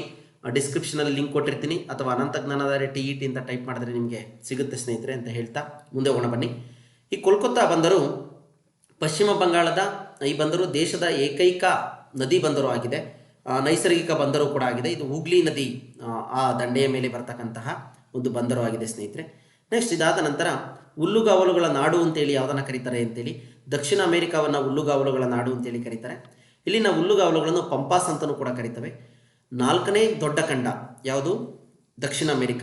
1498ರಲ್ಲಿ ಸೇಮ್ ವಾಸ್ಕೋಡಿಗಾಮ ಯಾವಾಗ ಭಾರತವನ್ನು ಕಲ್ಲಿಕೋಟೆಗೆ ಬಂದು ತಲುಪಿದ್ರೋ ಆ ಒಂದು ಸಂದರ್ಭದಲ್ಲಿ ಕ್ರಿಸ್ಟಫರ್ ಕೊಲಂಬಸ್ ಕೂಡ ಈ ಖಂಡವನ್ನು ತಲುಪಿ ಇಲ್ಲಿ ಸ್ಥಳೀಯರನ್ನು ರೆಡ್ ಇಂಡಿಯನ್ಸ್ ಅಂತೇಳಿ ಕರೀತಾನೆ. ಆತನು ಕೂಡ ಇಂಡಿಯಾಗೆ ಬರಬೇಕು ಅಂತಲೇ ಬಂದಿರ್ತಾನೆ. ಆದರೆ ಆತ ಹೋಗಿದ್ದೆಲ್ಲಿಗೆ? ದಕ್ಷಿಣ ಅಮೆರಿಕಾಗೆ. ಅಲ್ಲಿ ಜನ ಕೆಂಪದಾಗಿರೋದ್ರಿಂದ ಅವ್ರನ್ನ ರೆಡ್ ಇಂಡಿಯನ್ಸ್ ಅಂತೇಳಿ ಕರೀತಾನೆ. ಏಂಜಲ್ ಜಲಪಾತ ಇದೆಯಲ್ಲ, ಪ್ರಪಂಚದ ಅತ್ಯಂತ ದೊಡ್ಡ ಜಲಪಾತ, ಅದು ಬರೆದಿರ್ತಕ್ಕಂಥದ್ದು ಈ ಖಂಡದಲ್ಲಿ ಚೂರನ್ ನದಿಯಿಂದ ಏನಾಗಿದೆ ನಿರ್ಮಾಣ ಆಗಿದೆ. ಈ ಖಂಡವನ್ನು ಟೊಳ್ಳು ಭೂಮಿ ಅಂತಲೂ ಕೂಡ ಏನು ಮಾಡಿದ್ದಾರೆ, ಕರೆದಿದ್ದಾರೆ. ಇದಿಷ್ಟು ಕೂಡ ದಕ್ಷಿಣ ಅಮೆರಿಕಕ್ಕೆ ಸಂಬಂಧಪಟ್ಟ ಮಾಹಿತಿ. ಇನ್ನು ಮಾವಿನ ಹುಯಿಲಿ ಒಂದು ಪರಿಸರಣ ಮಳೆಯಾಗಿದ್ದು ಈ ಋತುವಿನಲ್ಲಿ ಪಡೆಯುತ್ತದೆ ಅಂತೇಳಿ ಪ್ರಶ್ನೆ ಕೇಳಿದ್ದಾರೆ. ಪರಿಸರಣ ಮಳೆ ಅಂತಂದರೆ ಮಧ್ಯಾಹ್ನದವರೆಗೂ ಸಾಕಷ್ಟು ಬಿಸಿಲಿರುತ್ತೆ, ಮಧ್ಯಾಹ್ನದ ನಂತರ ಏನಾಗುತ್ತೆ ಸಾಕಷ್ಟು ಗುಡುಗು ಸಹಿತ ಮಳೆ ಬರುವಂಥದ್ದೇ ಪರಿಸರಣ ಮಳೆ. ಇದು ಈ ಋತುವಿನಲ್ಲಿ ಬರುತ್ತೆ ಅಂತ ಹೇಳಿ ಕೇಳಿದ್ದಾರೆ. ಇದು ಬೇಸಿಗೆ ಕಾಲದಲ್ಲಿ ಬರುವಂಥದ್ದು ಸ್ನೇಹಿತರೆ. ಉತ್ತರ ಪ್ರದೇಶದಲ್ಲಿ ಆಂದೀಸ್ ಅಂತ ಹೇಳಿ ಕರೀತಾರೆ, ಪಶ್ಚಿಮ ಬಂಗಾಳದಲ್ಲಿ ಕಾಲಬೈಸಾಖಿ ಅಂತ ಹೇಳಿ ಕರೀತಾರೆ, ಕೇರಳದಲ್ಲಿ ಮಾವಿನ ಹುಯಿಲು ಅಂತ ಕರೆದರೆ, ಕರ್ನಾಟಕದಲ್ಲಿ ಕಾಫಿ ಹೂಮಳೆ ಅಂತ ಹೇಳಿ ಕರೀತಾರೆ. ಇದಿಷ್ಟು ಕೂಡ ಈ ಮಳೆಗೆ ಆಯಾಯ ರಾಜ್ಯದಲ್ಲಿ ಒಂದು ಹೆಸರಿನ ರೂಪದಲ್ಲಿ ಕರೀತಾರೆ. ಈ ಪಾಯಿಂಟ್ಗಳನ್ನ ಚೆನ್ನಾಗಿ ನೆನ್ಪಿಟ್ಕೊಳ್ಳಿ. ಕರ್ನಾಟಕದಲ್ಲಿ ಕಾಫಿ ಹೂವಿನ ಮಳೆ, ಕೇರಳದಲ್ಲಿ ಮಾವಿನ ಹುಯಿಲು, ಉತ್ತರ ಪ್ರದೇಶ ಆಂದೀಸ್, ಪಶ್ಚಿಮ ಬಂಗಾಳದಲ್ಲಿ ಕಾಲಬೈಸಾಖಿ. ಓಕೆನಾ. ನೆಕ್ಸ್ಟು ಸುಂದರಿ ಮರಗಳು ಅರಣ್ಯದಲ್ಲಿ ಅರಣ್ಯದಲ್ಲಿ ಕಂಡುಬರುತ್ತವೆ ಅಂತ ಕೇಳಿದ್ದಾರೆ. ಒಣ ಮ್ಯಾಂಗ್ರೋವ್, ಮಾನ್ಸೂನ್, ಆಲ್ಫೈನ್. ಮ್ಯಾಂಗ್ರೋವ್ ಅರಣ್ಯ ಅಂತೇಳಿ ಕರೀತಾರೆ. ಸುಂದರ್ಬನ್ಸ್ ಇದು ಗಂಗಾ ನದಿ ಮುಖಜಭೂಮಿ ಪ್ರದೇಶ, ಭಾರತ ಮತ್ತು ಬಾಂಗ್ಲಾದೇಶಗಳಲ್ಲಿ ಕಂಡುಬರುತ್ತೆ ಸ್ನೇಹಿತರೆ. ಈ ಮರಗಳು ಹೆಚ್ಚದಾಗಿ ನದಿಗಳು ಮತ್ತು ಸಮುದ್ರಗಳು ಕೂಡುವಂಥ ಪ್ರದೇಶಗಳಿರ್ತಾವಲ್ಲ, ಅಂಥ ಪ್ರದೇಶಗಳಲ್ಲಿ ಹೆಚ್ಚಾಗಿ ಕಂಡು ಬರ್ತವೆ. ಜೊತೆಗೆ ಗಂಗಾ ನದಿ ಮುಖಜಭೂಮಿ ಪ್ರದೇಶದಲ್ಲೂ ಕೂಡ ಕಂಡು ಬರ್ತವೆ. ಅದನ್ನು ಸುಂದರ್ಬನ್ಸ್ ಅಂತಲೂ ಕೂಡ ಕರೀತಾರೆ. ಈ ಪ್ರಶ್ನೆ ಕೂಡ ಸಾಕಷ್ಟು ಪರೀಕ್ಷೆಗಳಲ್ಲಿ ರಿಪೀಟ್ ಆಗಿದೆ. ಈ ಕೆಳಗಿನ ಯಾವುದು ನೈಸರ್ಗಿಕ ವಿಕೋಪವಲ್ಲ ಅಂತೇಳಿ ಪ್ರಶ್ನೆಯನ್ನು ಕೇಳಿದ್ದಾರೆ. 2017 GPSTR HK ವಿಭಾಗದಲ್ಲಿ ನೈಸರ್ಗಿಕ ವಿಕೋಪವಲ್ಲ, ಮಳೆ, ನದಿಗಳು, ಪ್ರವಾಹಗಳು 4ನೇದು 1 ಮತ್ತು 2 ಅಂತೇಳಿ. ಉತ್ತರ ಬಂದು 4ನೇದು 1 ಮತ್ತು 2. ಇವು ಮಳೆ ಮತ್ತು ನದಿಗಳು ಇವು ನೈಸರ್ಗಿಕ ವಿಕೋಪಗಳಲ್ಲ, ಪ್ರವಾಹಗಳು ನೈಸರ್ಗಿಕ ವಿಕೋಪಗಳಾಗಿರ್ತವೆ. ಇನ್ನು ಭೂಕಂಪ, ಸುನಾಮಿ, ಪ್ರವಾಹ, ಬಿರುಗಾಳಿ ಮತ್ತು ಜ್ವಾಲಾಮುಖಿ ಇವುಗಳೆಲ್ಲ ನೈಸರ್ಗಿಕ ವಿಕೋಪಗಳು ಆಗಿರ್ತವೆ ಸ್ನೇಹಿತರೆ. ಇಲ್ಲಿ ಮಳೆ ಮತ್ತು ನದಿಗಳು ವಿಕೋಪಗಳು ಅಲ್ಲ. ಭೂಮಿಯ ಆಕಾರವು ಹೇಗೆ? ಜಿಯಾಯ್ಡು, ವೃತ್ತಾಕಾರ, ಗೋಲಾಕಾರ, ಅಂಡಾಕಾರ ಅಂತೇಳಿ. ಇದಕ್ಕೆ ಜಿಯಾಯ್ಡ್ ಅಂತಲೇ ಹೆಸರು ಕೊಟ್ಟಿದ್ದಾರೆ. ಓಕೆನಾ. ಹಾಗಾಗಿ ಏಕೆಂದರೆ ಧ್ರುವದ ಬಳಿ ಚಪ್ಪಟೆಯಾಗಿದ್ದು ಸಮಭಾಜಕ ವೃತ್ತದ ಬಳಿ ಉಬ್ಬಿದಂತಿದೆಯಲ್ಲ, ಅದಕ್ಕೆ ಅದನ್ನು ಜಿಯಾಯ್ಡ್ ಆಕಾರ ಅಂತೇಳಿ ಕರೀತಿದ್ರೆ. ಸಮಭಾಜಕದ ಬಳಿ ವೃತ್ತದ ಬಳಿ ಉಬ್ಬಿದಂತಿದೆ, ಧ್ರುವದ ಬಳಿ ಚಪ್ಪಟೆಯಾಗಿರುವುದರಿಂದ ಇದಕ್ಕೆ ಜಿಯಾಯ್ಡ್, ಭೂಮಿ ಆಕಾರ ಅಂತೇಳಿ ಕರೀತಾರೆ ಕನ್ನಡದಲ್ಲಿ.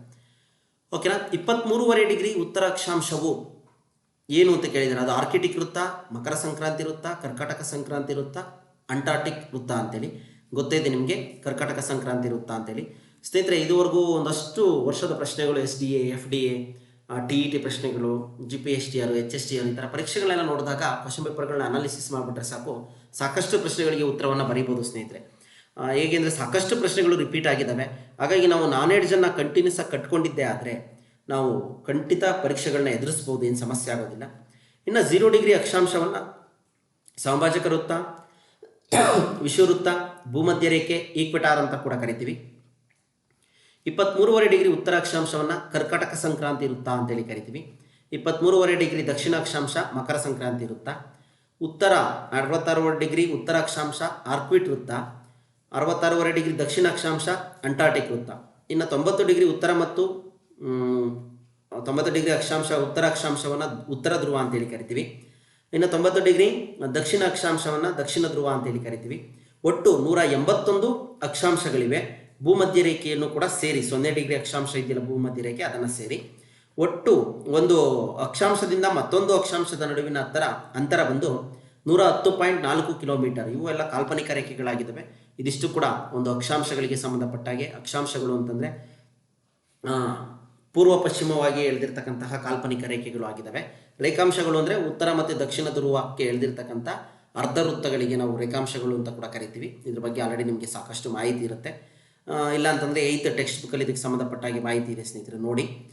ನೆಕ್ಸ್ಟು ಗ್ರಾನೈಟ್ ಶಿಲೆಯು ಇದಕ್ಕೆ ಉದಾಹರಣೆಯಾಗಿದೆ ಅಂತ ಒಂದು ಪ್ರಶ್ನೆ ಕೇಳಿದರೆ, ಕಣಶಿಲೆನ, ರೂಪಾಂತರ ಶಿಲೆನ, ಅಗ್ನಿಶಿಲೆನ, ಇಂಗಾಲಾದಿತ್ಯ ಶಿಲೆನ ಅಂತೇಳಿ. ಇದು ಒಂದು ರೂಪಾಂತರ ಶಿಲೆಯಾಗಿದೆ ಗ್ರಾನೈಟ್ ಅಂತಕ್ಕಂಥದ್ದು. ಇದು ಕೂಡ TETನಲ್ಲಿ ಪ್ರಶ್ನೆ ರಿಪೀಟ್ ಆಗಿದೆ. ಶಿಲೆಗಳ ಉತ್ಪತ್ತಿಗೆ ಅನುಗುಣವಾಗಿ 3 ವಿಧಗಳನ್ನ ಮಾಡ್ತೀವಿ ಶಿಲೆಗಳನ್ನು: ಅಗ್ನಿಶಿಲೆಗಳು, ಕಣಶಿಲೆಗಳು, ರೂಪಾಂತರ ಶಿಲೆಗಳು ಅಂತೇಳಿ. ಅಗ್ನಿಶಿಲೆಗಳು ಇವನ್ನ ಇಗ್ನೇಷಿಯಸ್ ರಾಕ್ ಅಂತೇಳಿ ಪ್ರಾಥಮಿಕ ಶಿಲೆಗಳು ಅಂತೇಳಿ ಕರೀತಾರೆ. ಅಂತಃಸರಣ ಶಿಲೆ ಇದರಲ್ಲಿ 2 ವಿಧ ಬರುತ್ತೆ. ಅಂತಃಸರಣ ಅಗ್ನಿಶಿಲೆನಲ್ಲೇ 2 ವಿಧ: ಅಂತಃಸರಣ ಶಿಲೆ, ಬಹಿಸ್ಸರಣ ಶಿಲೆ ಅಂತೇಳಿ. ಅಂತಃಸರಣ ಶಿಲೆ ಬಂದು ಗ್ರಾನೈಟು, ಡೋಲರೈಟು. ಬಹಿಸ್ಸರಣ ಶಿಲೆ ಬಂದು ಬಸಾಲ್ಟ್ ಮತ್ತು ಅಂಡೆಸೈಟ್ ಅಂತೇಳಿ. ಇನ್ನು ಕಣಶಿಲೆಗಳು ಎರಡನೇದಿದೆಯಲ್ಲ ಶಿಲೆಗಳಲ್ಲಿ, ಅದು ಕಣಶಿಲೆ. ಇದನ್ನು ಸೆಡಿಮೆಂಟರಿ ಅಂತ ಕರಿತೀವಿ. ಇದರಲ್ಲಿ ಜಲಜ ಶಿಲೆ ಅಂತ ಬರುತ್ತೆ. ಅಜೈವಿಕ ಶಿಲೆಗಳು ಇದರಲ್ಲಿ ಜೈವಿಕ, ಅಜೈವಿಕ ಶಿಲೆಗಳು ಅಂತ ಬರುತ್ತೆ. ಅಜೈವಿಕ ಶಿಲೆಗಳು, ಜೈವಿಕ ಶಿಲೆಗಳು. ಅಜೈವಿಕ ಶಿಲೆಗಳು ಅಂದರೆ ಮರಳುಗಲ್ಲು, ಜೇಡಿ ಶಿಲೆ, ಕಲ್ಲುಪ್ಪು, ಜಿಪ್ಸಮ್ ಅಂತೇಳಿ. ಇನ್ನು ಜೈವಿಕ ಶಿಲೆಗಳು ಅಂತಂದರೆ ಸುಣ್ಣದ ಕಲ್ಲು, ಕಲ್ಲಿದ್ದಲು ಇವುಗಳಾಗ್ತವೆ. ಇನ್ನು 3ನೇದು ರೂಪಾಂತರ ಶಿಲೆ. ಅಗ್ನಿಶಿಲೆಗಳು ಮತ್ತು ಕಣಶಿಲೆಗಳು ಭೂಮಿಯ ಆಂತರಿಕ ಅತ್ಯಧಿಕ ಉಷ್ಣ ಹಾಗೂ ಒತ್ತಡದಿಂದ ಮಾರ್ಪಾಡಾಗಿ ರೂಪಾಂತರ ಶಿಲೆಗಳಾಗಿರ್ತವೆ.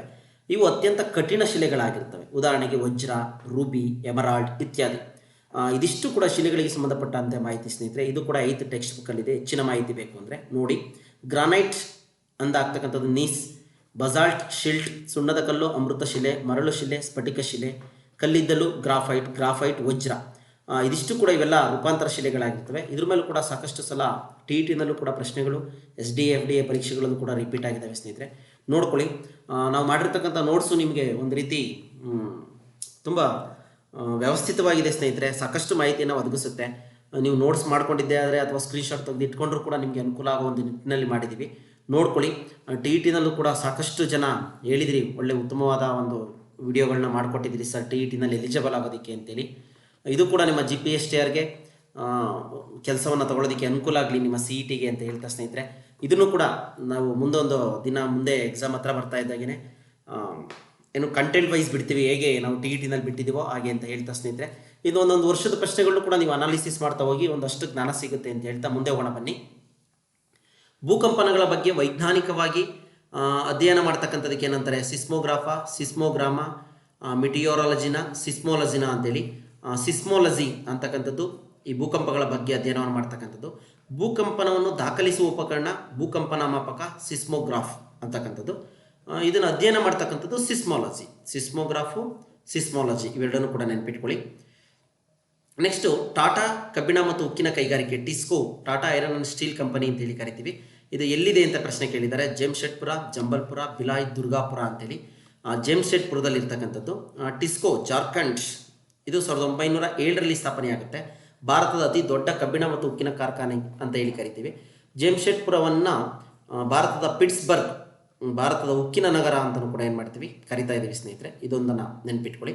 ಇನ್ನು ಇದಾದ ನಂತರ ಬಿಳಿಗಿರಿ ರಂಗನ ಬೆಟ್ಟ ಇರುವುದು ಎಲ್ಲಿ ಅಂತ ಕೇಳಿದರೆ ಗೊತ್ತೇ ಇದೆ, ಚಾಮರಾಜನಗರದಲ್ಲಿ. ಹುಲಿ ಸಂರಕ್ಷಣಾ ತಾಣ ಕೂಡ ಆಗಿದೆ. ಬಂಡೀಪುರ ಮತ್ತು ಮಲೆ ಮಹಾದೇಶ್ವರ ಬೆಟ್ಟ ಇವು ಈ ಚಾಮರಾಜನಗರದಲ್ಲಿ ಬರ್ತವೆ. ಇವು ಹುಲಿ ಸಂರಕ್ಷಿತ ಪ್ರದೇಶಗಳು ಕೂಡ ಆಗಿದ್ದಾವೆ ಸ್ನೇಹಿತರೆ. ನೆಕ್ಸ್ಟ್ ಇದಾದ ನಂತರ 24ನೇ ಪ್ರಶ್ನೆ, ಉತ್ತರ ಕನ್ನಡ ಅಂಶಿ ರಾಷ್ಟ್ರೀಯ ಉದ್ಯಾನವನ, ಕೊಡಗು ಯಾವುದಿದೆ ಅಂತ. ಬಂಡೀಪುರ ರಾಷ್ಟ್ರೀಯ ಉದ್ಯಾನವನ, ಕುದುರೆಮುಖ ರಾಷ್ಟ್ರೀಯ ಉದ್ಯಾನವನ, ರಾಜೀವ್ ಗಾಂಧಿ ರಾಷ್ಟ್ರೀಯ ಉದ್ಯಾನವನ, ಬನ್ನೇರುಘಟ್ಟ ರಾಷ್ಟ್ರೀಯ ಉದ್ಯಾನವನ ಅಂತೇಳಿ. ಇಲ್ಲಿ ರಾಜೀವ್ ಗಾಂಧಿ ರಾಷ್ಟ್ರೀಯ ಉದ್ಯಾನವನ ಅಂತಕ್ಕಂಥದ್ದು ಕೊಡಗು ಜಿಲ್ಲೆಯಲ್ಲಿ ಇರ್ತಕ್ಕಂಥ ರಾಷ್ಟ್ರೀಯ ಉದ್ಯಾನಕ್ಕೆ ಇರ್ತಕ್ಕಂಥ ಹೆಸರು. ನಾಗರಹೊಳೆ ರಾಷ್ಟ್ರೀಯ ಉದ್ಯಾನವನ್ನು 1992ರಲ್ಲಿ ರಾಜೀವ್ ಗಾಂಧಿಯ ಸ್ಮರಣಾರ್ಥ ಅವರ ಹೆಸರನ್ನು ಈ ಉದ್ಯಾನವನಕ್ಕೆ ಇಡಲಾಗಿದೆ. ಇದು ಹುಲಿ ಸಂರಕ್ಷಣಾ ತಾಣ ಕೂಡ ಆಗಿದೆ. ಬಂಡೀಪುರ ಚಾಮರಾಜನಗರ ಹುಲಿ ಸಂರಕ್ಷಣೆ 1974 ಪ್ರಾಜೆಕ್ಟ್ ಟೈಗರ್ ಅಂತ ಹೇಳಿ ಆವಾಗ ಜಾರಿಯಾಗುತ್ತೆ. ಕುದುರೆಮುಖ ಚಿಕ್ಕಮಂಗ್ಳೂರಲ್ಲಿದೆ, ನಿಮಗೆ ಗೊತ್ತೇ ಇದೆ. ಇನ್ನು ಬನ್ನೇರುಘಟ್ಟ ಬೆಂಗಳೂರು 1970ರಲ್ಲಿ ಬನ್ನೇರುಘಟ್ಟ ನ್ಯಾಷನಲ್ ಪಾರ್ಕನ್ನು ಏನು ಮಾಡ್ತಾರೆ, ಸ್ಥಾಪನೆ ಮಾಡ್ತಾರೆ ಸ್ನೇಹಿತರೆ. ನೆಕ್ಸ್ಟ್ ನೋಡ್ಕೊಳ್ಳಿ. ಇನ್ನು 2011ರ ಜನಗಣತಿ ಪ್ರಕಾರ ಸರಾಸರಿ ಜನಸಾಂದ್ರತೆ ಎಷ್ಟು ಅಂತ ಹೇಳಿದ್ರೆ ಪ್ರತಿ ಚದರ ಕಿಲೋಮೀಟರ್ಗೆ ಎಷ್ಟು ಜನಸಂಖ್ಯೆ ಬರುತ್ತೆ ಅಂತೇಳಿ. ಇದು 282 ಚದರ ಕಿಲೋಮೀಟರ್ಗೆ 382 284 482 ಅಂತೇಳಿ 382 ಜನ ಪ್ರತಿ ಚದರ ಕಿಲೋಮೀಟರ್ಗೆ. ಇದು 2011ರ ಜನಗಣತಿ. ಇನ್ನು ಈಗ ಈ ವರ್ಷ 2026ರಲ್ಲಿ ಮತ್ತೆ ಜನಗಣತಿಯನ್ನು ಸ್ಟಾರ್ಟ್ ಮಾಡಿದ್ದಾರೆ. ನೋಡೋಣ ಯಾವ ಅಂಕಿಅಂಶಗಳು ಹೇಗೆ ಬರುತ್ತೆ ಅಂತೇಳಿ. ಅಲ್ಲಿವರೆಗೂ ನಮ್ಗೆ ಅದ್ರ ಬಗ್ಗೆ ಚಿಂತೆ ಇಲ್ಲ. 2011ರ ಡಾಟಾವನ್ನೇ ನಾವು ಪರೀಕ್ಷೆಗಳಲ್ಲಿ ಕೇಳಿದ್ರೆ ಹೇಳಬೇಕಾಗತ್ತೆ. ಕೆಳಗಿನ ಒಂದು ವಿಮೆಯು ವಾಹನ ವಿಮೆಯಾಗಿದೆ. ಭಾರತೀಯ ಜೀವ ವಿಮೆ, ಸಾಮಾನ್ಯ ವಿಮೆ, ಅಗ್ನಿ ವಿಮೆ ಯಾವುದೂ ಅಲ್ಲ ಅಂತೇಳಿ ಸಾಮಾನ್ಯ ವಿಮೆ. ಇದು ಕೂಡ ವೆಹಿಕಲ್ಸ್ಗಳಿಗೆ ಮಾಡ್ತಕ್ಕಂಥ ಇನ್ಶೂರೆನ್ಸ್ ಆಗಿರುತ್ತೆ.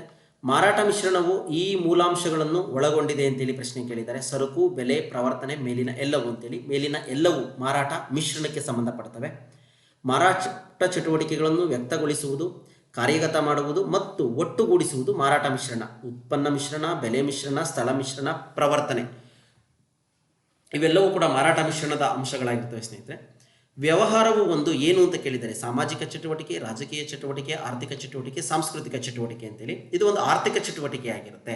ಏಕೆ ಒಂದು ವ್ಯವಹಾರ ಮಾಡದೆ ಆರ್ಥಿಕ ಉದ್ದೇಶದಿಂದ, ಹಾಗಾಗಿ ಅದೊಂದು ಆರ್ಥಿಕ ಚಟುವಟಿಕೆ ಆಗಿರುತ್ತೆ. ಈ ರೀತಿ ಪ್ರಶ್ನೆಗಳನ್ನ ಕೇಳ್ತಾ ಇರ್ತಾರೆ ಸ್ನೇಹಿತರೆ, ನೋಡ್ಕೊಳ್ಳಿ.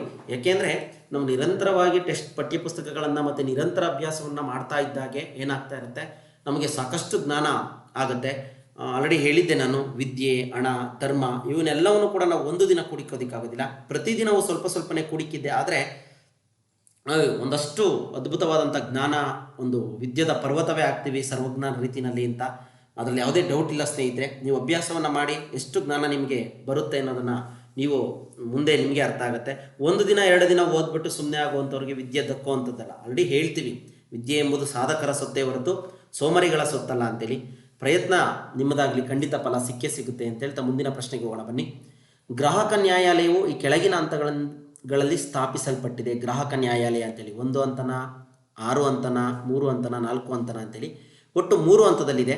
ಜಿಲ್ಲಾ ವೇದಿಕೆ 20 ಲಕ್ಷ ಮೌಲ್ಯದೊಳಗಿನ ದೂರುಗಳನ್ನು ಇತ್ಯರ್ಥ ಮಾಡುತ್ತೆ. ಅಂದರೆ ಜಿಲ್ಲಾ ವೇದಿಕೆ ಬಂದು 20 ಲಕ್ಷದ ಮೌಲ್ಯದ ಒಳಗಿನ ದೂರುಗಳ ಇತ್ಯರ್ಥ ಮಾಡುತ್ತೆ. ಇನ್ನು ರಾಜ್ಯ ಆಯೋಗ ಬಂದು 20 ಲಕ್ಷದಿಂದ 1 ಕೋಟಿ ಮೌಲ್ಯದವರೆಗಿನ ದೂರುಗಳನ್ನು ಇತ್ಯರ್ಥ ಮಾಡುತ್ತೆ.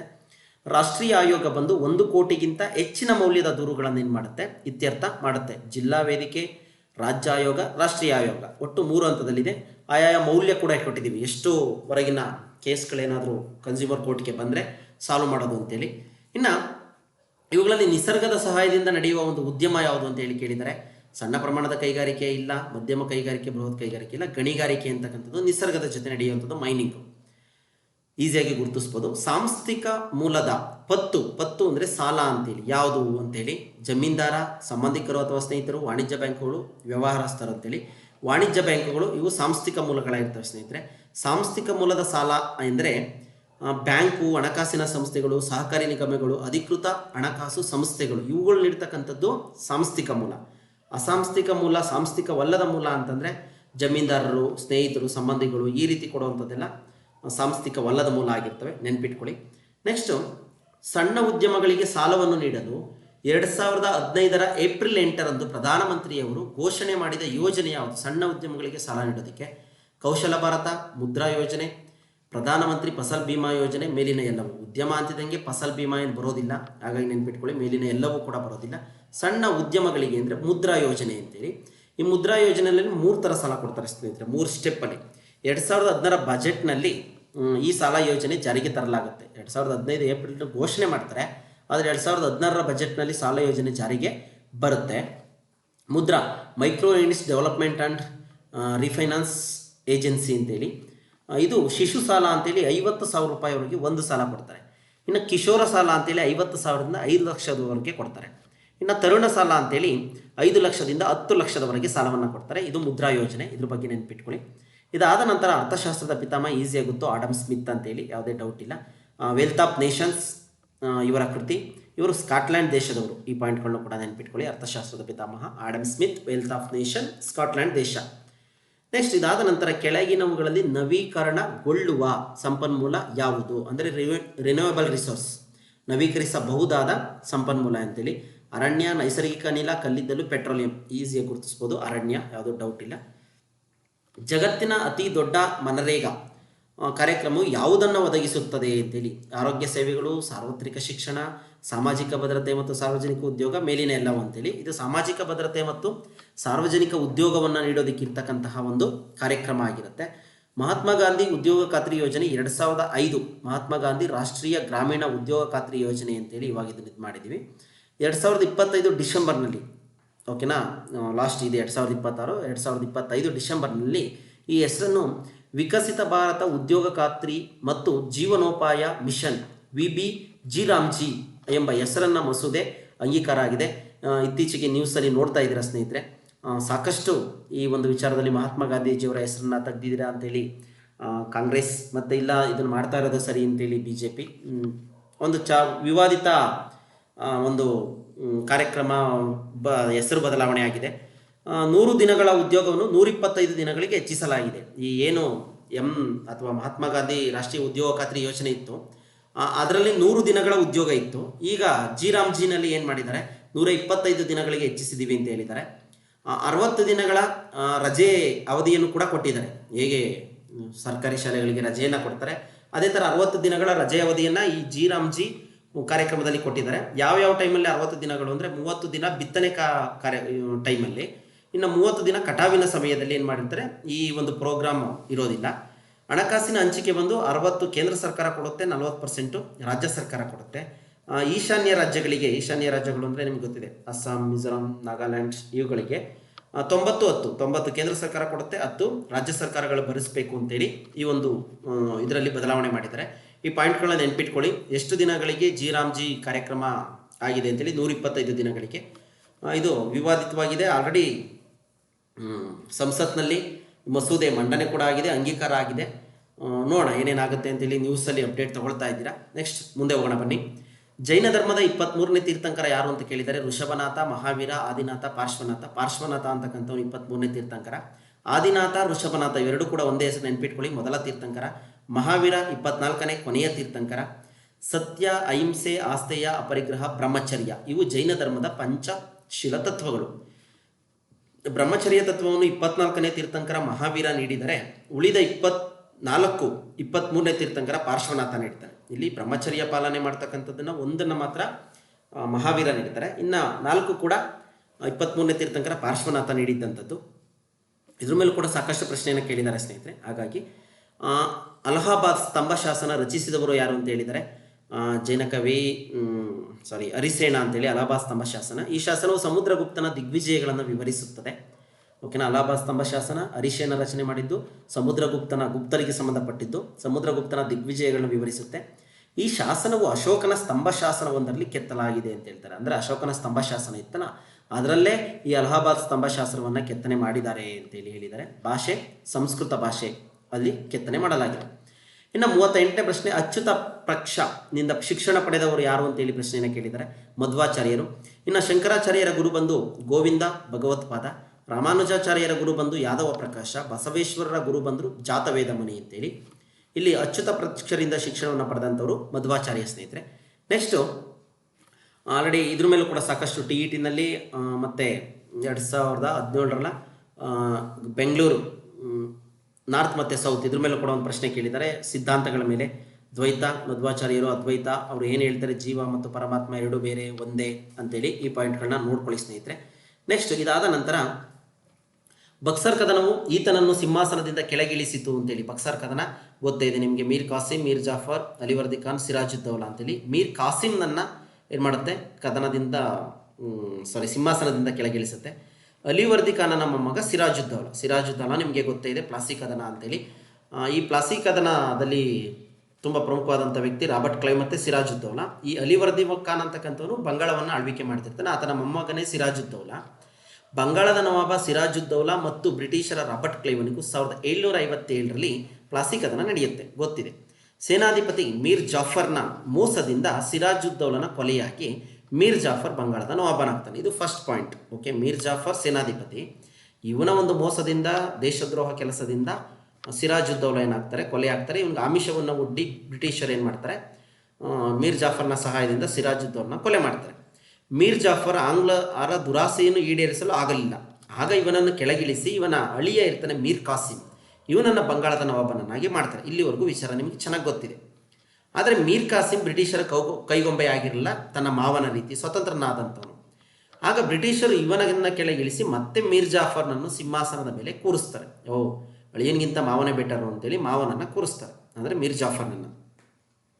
ಆಗ ಮೀರ್ ಕಾಸಿಂ ಮೊಘಲರ ದೊರೆ 2ನೇ ಶಾ ಆಲಂ, ಮೀರ್ ಕಾಸಿಂ ಇರ್ತಾನೆ ಅಳಿಯ, ಅವನೇನು ಮಾಡ್ತಾನೆ, ಮೊಘಲರ ದೊರೆ 2ನೇ ಶಾ ಆಲಂ, ಔದ್ನ ನವಾಬ ಶುಜಾ ಉದ್ ದೌಲಾ ರೊಂದಿಗೆ ಬ್ರಿಟಿಷರ ಎಕ್ಟರ್ ಮನ್ರೋ ಅಂತಕ್ಕಂಥ ಒಂದು ಅಧಿಕಾರಿ ವಿರುದ್ಧ ಯುದ್ಧವನ್ನು ಸಾರ್ತಾರೆ. ಇದೇ ಬಕ್ಸಾರ್ ಕದನ 1764ರಲ್ಲಿ ನಡೀತಕ್ಕಂಥದ್ದು.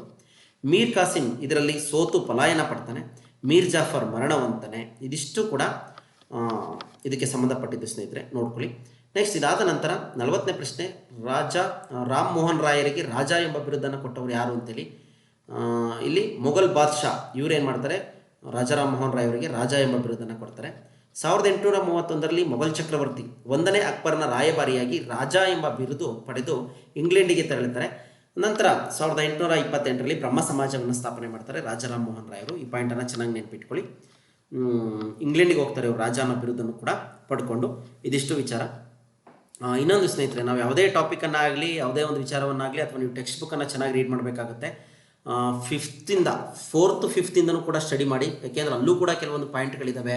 ಅದರಲ್ಲಿ ಪ್ರತಿಯೊಂದು ಪಾಠದಲ್ಲೂ ಕೂಡ ಪರಿಸರ ಇಲ್ಲೆಲ್ಲ ಏನು ಮಾಡಿದ್ದಾರೆ, ನೆನಪಿಡಬೇಕಾದ ಅಂಶಗಳು ಅಂತೇಳಿ ಓದಿ ತಿಳಿಯಿರಿ ಅಂತ ಒಂದಷ್ಟು ಕಂಟೆಂಟ್ಗಳನ್ನ ಕೊಟ್ಟಿದ್ದಾರೆ. ಅದರಲ್ಲೂ ಕೂಡ ಸಾಕಷ್ಟು ಪ್ರಶ್ನೆಗಳನ್ನ ಇನ್ಕ್ಲೂಡ್ ಮಾಡಿದ್ದಾರೆ ಸ್ನೇಹಿತರೆ.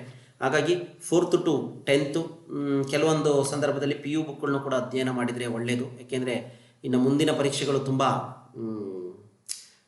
ಕಷ್ಟದ ರೀತಿಯಲ್ಲೇ ಇರ್ಬೋದು, ಅಂದರೆ ತುಂಬ ಟಫ್ ಪ್ರಶ್ನೆಗಳನ್ನ ಕೇಳ್ಬೋದು. ಹಾಗಾಗಿ ಇದುವರೆಗೂ ಕೂಡ 6th to 10th ಕೇಳಿದ್ದಾರೆ. ಕೆಲವೊಂದು ಪ್ರಶ್ನೆಗಳು PU ಲೆವೆಲಲ್ಲಿ ಬಂದಿದೆ. ಹಾಗಾಗಿ ನೀವು 4th ಇಂದ PU ಡಿಗ್ರಿವರೆಗೂ ಕೂಡ ಏನು ಮಾಡಿ, ಒಂದು ಸಲ ಕಣ್ಣಾಡಿಸ್ಕೊಳ್ಳಿ. ಒಂದು ಸಲ ಓದಿದ್ರೆ ಆಗೋದಿಲ್ಲ ಸ್ನೇಹಿತರೆ. ಒಂದು ಟೆಕ್ಸ್ಟ್ ಬುಕ್ಕನ್ನು ನೀವು ಮಿನಿಮಮ್ 3 ಸಲ ಓದಬೇಕಾಗುತ್ತೆ. ನನ್ನ ಅನುಭವದಲ್ಲಿ ನಾವು ಕೂಡ TETಯನ್ನು ಪಾಸ್ ಮಾಡಿ ಇವನ್ನೆಲ್ಲ ಮಾಡಿದಂಥ ಸಂದರ್ಭದಲ್ಲಿ ಮಿನಿಮಮ್ 3 ಸಲ ಒಂದೊಂದು ಪಠ್ಯಪುಸ್ತಕವನ್ನು ಅಧ್ಯಯನ ಮಾಡಿದ್ದೀವಿ. ಹೇಗೆ ಓದಬೇಕು ಅಂತಂದರೆ, ವಿತೌಟ್ ಟೆಕ್ಸ್ಟ್ ಬುಕ್ಕು ನಾವು ಸುಮ್ಮನೆ ಕಣ್ಣು ಮುಚ್ಕೊಂಡ್ರೆ ಸಾಕು, ಅಥವಾ ಬೋರ್ಡ್ ಹತ್ರ ಚಾಕ್ಪೀಸ್ ಹಿಡಿದು ನಿಂತರೆ ಸಾಕು. ಒಂದು ಟಾಪಿಕನ್ನು ತಗೊಂಡ್ರೆ ನಿರರ್ಗಳವಾಗಿ ಅವ್ರ ಬಗ್ಗೆ ಯಾವುದೇ ರೀತಿ ಟೆಕ್ಸ್ಟ್ ಬುಕ್ ಸಪೋರ್ಟ್ ಇಲ್ದಂಗೆ ಪಾಠವನ್ನು ಮಾಡೋ ಮಟ್ಟಕ್ಕೆ ನಾವು ನಾಲೆಡ್ಜನ್ನು ಇಟ್ಕೊಂಡ್ರೆ ನಾವು ಈ ರೀತಿ ಎಕ್ಸಾಮ್ಗಳನ್ನ ತುಂಬ ಚೆನ್ನಾಗಿ ಫೇಸ್ ಮಾಡ್ಬೋದು. ಜೊತೆಗೆ ನನ್ನ ಒಬ್ಬ ಗುರುಗಳು ಮತ್ತು ನನ್ನ ಹಿತೈಷಿಗಳು ಹೇಳ್ತಾಯಿದ್ರು, ಪೆನ್ನಲ್ಲಿ ಒಂದು ಜೋಬಲ್ಲಿ ಒಂದು ಪೆನ್ನನ್ನು ಇಟ್ಕೊಳ್ಬೇಕಷ್ಟೇ. ಒಬ್ಬ ಟೀಚರ್ ಆದಂಥವನು ಕ್ಲೀನಾಗಿ ಒಂದು ಶಿಸ್ತುಬದ್ಧ ಉಡುಗೆ ತೊಡುಗೆಗಳನ್ನ ಹಾಕ್ಕೊಂಡು ಒಂದು ಪೆನ್ನು ಇಟ್ಕೊಂಡು ಜೋಬಲ್ಲಿ ಹೋಗ್ತಾ ಇದ್ರೆ ಸಾಕಷ್ಟೇ. ಯಾವ ಕ್ಷಣದಲ್ಲಿ ಎಲ್ಲಿ ಯಾವ ಟಾಪಿಕ್ ಕೇಳಿದ್ರು ಕೂಡ ನಾನು ಆ ವಿಚಾರದ ಬಗ್ಗೆ ಬೋಧನೆ ನೀಡಬಲ್ಲೆ ಅಥವಾ ಮಾಹಿತಿ ನೀಡಬಲ್ಲೆ ಅನ್ನೋ ಮಟ್ಟಿಗೆ ನಾವು ಜ್ಞಾನವನ್ನು ಸಂಪಾದನೆ ಮಾಡ್ಕೊಳ್ಬೇಕು ಅಂತ. ಅದರಲ್ಲೂ ಸೋಷಿಯಲ್ ಸೈನ್ಸನ್ನು ನಾವು ವಿತೌಟ್ ಟೆಕ್ಸ್ಟ್ ಬುಕ್ ಟೀಚ್ ಮಾಡಬೇಕಾಗಿರೋದ್ರಿಂದ ನೀವೇನು ಮಾಡಿ, ಚೆನ್ನಾಗಿ ಒಂದು ವಿಚಾರಗಳನ್ನ ಅರ್ದು ಕುಡೀರಿ ಅಂತ ಹೇಳ್ತಾ ಸ್ನೇಹಿತರೆ, ಮನನ ಮಾಡ್ಕೊಳ್ಳಿ. 1857ರ ದಂಗೆಯನ್ನು ಪ್ರಥಮ ಸ್ವಾತಂತ್ರ್ಯ ಸಂಗ್ರಾಮವೆಂದು ಕೆಳಗಿನವರಲ್ಲಿ ಯಾರು ಹೇಳಿದ್ದು ಅಂತೇಳಿ ಕೇಳಿದ್ದಾರೆ.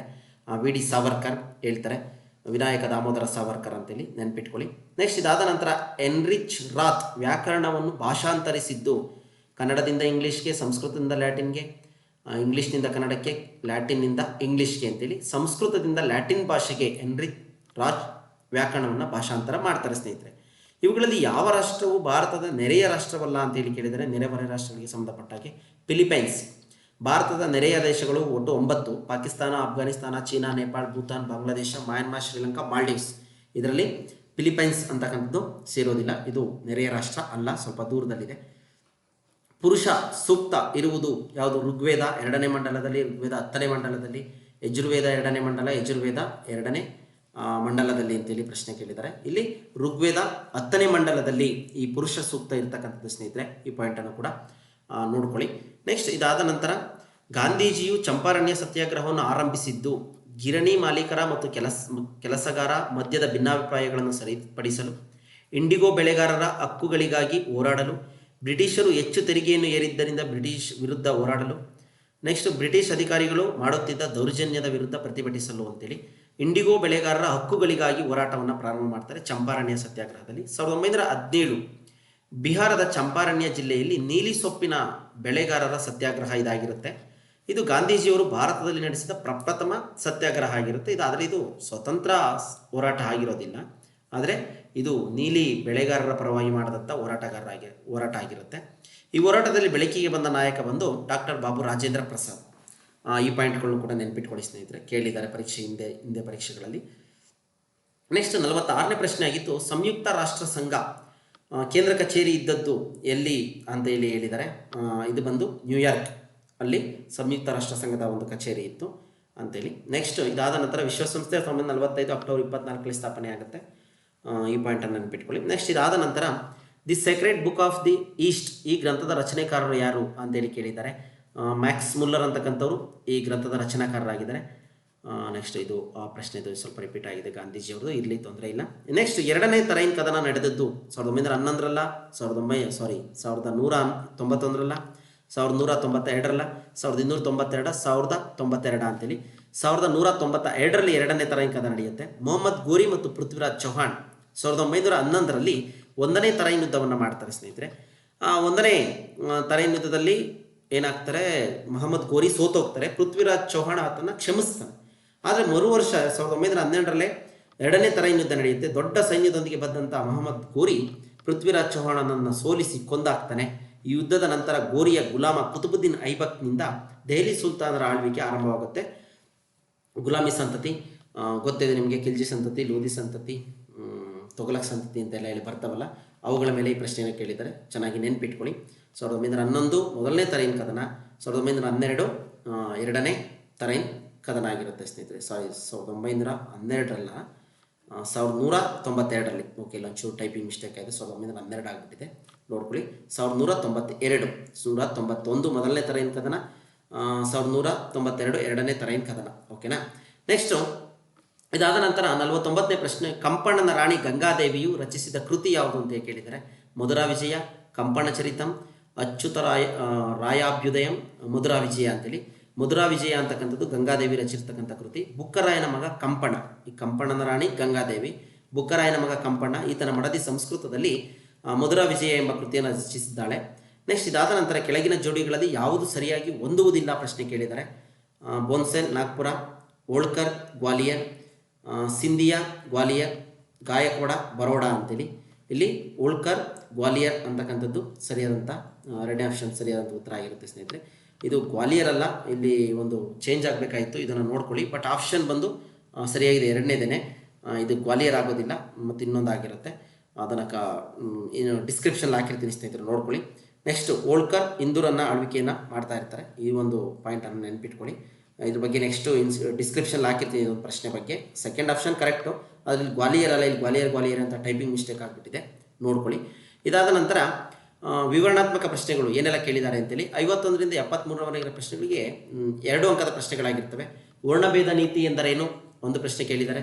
ರಾಜ್ಯಪಾಲರ ಶಾಸನೀಯ ಅಧಿಕಾರಗಳನ್ನು ತಿಳಿಸಿ ಅಂತ ಕೇಳಿದ್ದಾರೆ. ನೇಮಕಾತಿ ವಿಧಾನಗಳು ಯಾವ್ಯಾವು ಅಂತೇಳಿ ಕೇಳಿದ್ದಾರೆ.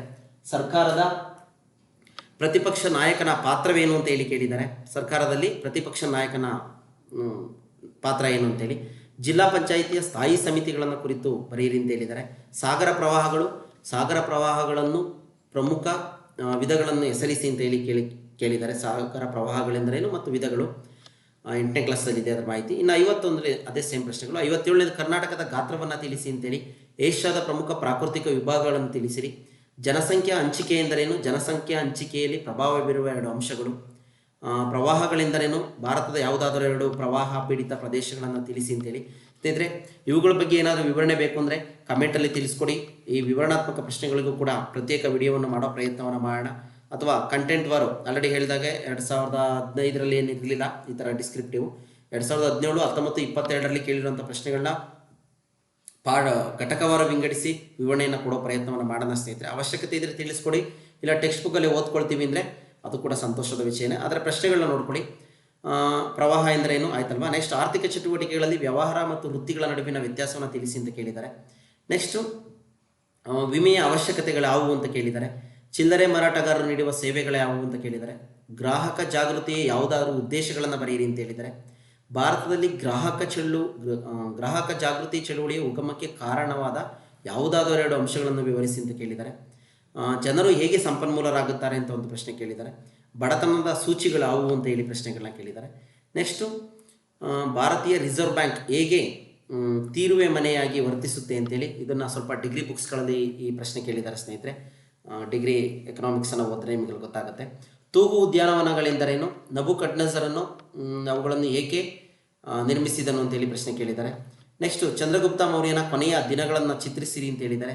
ಚಂದ್ರಗುಪ್ತ ಮೌರ್ಯನ ಕೊನೆಯ ದಿನಗಳು ಗೊತ್ತಿದೆ. ಬರಗಾಲ ಬರುತ್ತೆ. ತನ್ನ ಸೇನಾಧಿಪತಿ ಭದ್ರಬಾಹುವಿನ ಜೊತೆ ಬಂದು ನಮ್ಮ ಶ್ರವಣಬೆಳಗೊಳದಲ್ಲಿ ಸಲ್ಲೇಖನ ವ್ರತವನ್ನು ಕೈಗೊಂಡು ಜೀವವನ್ನು ತ್ಯಾಗ ಮಾಡ್ತಾರೆ. ಸ್ವಲ್ಪ ಓದ್ಕೊಳ್ಳಿ, ಡಿಗ್ರಿ ಬುಕ್ಸ್ದಲ್ಲಿ ಸಿಗುತ್ತೆ. ರಾಮಾನಂದರು ಯಾರೋ, ಅವರ ಪ್ರತಿಪಾದನೆ ಏನು. ನೆಕ್ಸ್ಟ್, ಬಹುಮನಿ ಸುಲ್ತಾನರ ಕಾಲದ ಸ್ಮಾರಕಗಳನ್ನು ಪಟ್ಟಿ ಮಾಡಿ ಅಂತ ಕೇಳಿದ್ದಾರೆ. ಕರ್ನಾಟಕದಲ್ಲಿ ಅಂತಾರಾಷ್ಟ್ರೀಯ ಮಹಿಳಾ ದಿನವನ್ನು ಆಚರಿಸುವುದರ ಕುರಿತು ಬರೆಯಿರಿ ಅಂತ ಹೇಳಿದ್ದಾರೆ. ಇನ್ನು ಇದಾದ ನಂತರ 74ರಿಂದ 91ರವರೆಗಿನ ಪ್ರಶ್ನೆಗಳಿಗೆ 3 ಅಂಕದ ಪ್ರಶ್ನೆಗಳಾಗಿದ್ದಾವೆ ಸ್ನೇಹಿತರೆ. ಅಂದರೆ ಒಂದು 5-6 ವಾಕ್ಯಗಳಲ್ಲಿ ಇವುಗಳಿಗೆ ಉತ್ತರಿಸಬೇಕಾಗತ್ತೆ. ಭಾರತೀಯರ ಪೌರರ ಮೂಲಭೂತ ಹಕ್ಕುಗಳು ಕುರಿತು ಸಂಕ್ಷಿಪ್ತವಾಗಿ ವಿವರಿಸಿದ ಹಕ್ಕುಗಳನ್ನ ಕೇಳಿದ್ದಾರೆ. ಪ್ರಧಾನಮಂತ್ರಿಯವರ ಅಧಿಕಾರಗಳಾವು ಅಂತ ಕೇಳಿದ್ದಾರೆ. NCC ಕೆಡೆಟ್ಗಳಿಗೆ ನೀಡಿರುವ ಸೌಲಭ್ಯಗಳು ಯಾವುವು ಅಂತ ಹೇಳಿ ಕೇಳಿದ್ದಾರೆ. ಭಾರತದ ಸಾಮಾಜಿಕ ಧಾರ್ಮಿಕ ವೈವಿಧ್ಯತೆಯನ್ನು ಕುರಿತು ಬರೆಯಿರಿ ಅಂತ ಹೇಳಿ ಕೇಳಿದ್ದಾರೆ. ಪ್ರಾದೇಶಿಕವಾದ ಎಂದರೇನು ವಿವರಿಸಿ ಅಂತ ಹೇಳಿ ಕೇಳಿದ್ದಾರೆ. ಇದೆಲ್ಲ ಸಾಮಾನ್ಯಕ್ಕೆ 7th ಟೆಕ್ಸ್ಟ್ ಬುಕ್ಗಳಲ್ಲೂ ಕೂಡ ಸಿಗುತ್ತೆ, ನೋಡ್ಕೊಳ್ಳಿ. 7th 6th 7th ಟೆಕ್ಸ್ಟ್ ಬುಕ್ಗಳಲ್ಲೂ ಸಿಗುತ್ತೆ. ನೆಕ್ಸ್ಟ್, ಇದಾದ ನಂತರ ಅಕ್ಷಾಂಶಗಳೆಂದರೇನು, ಗೋಳದ ಪ್ರಮುಖ ಅಕ್ಷಾಂಶಗಳನ್ನು ತಿಳಿಸಿರಿ. ರಸ್ತೆ ಸಾರಿಗೆ ಎಂದರೇನು, ರಸ್ತೆ ಸಾರಿಗೆ ಸಮಸ್ಯೆಗಳನ್ನು ತಿಳಿಸಿ.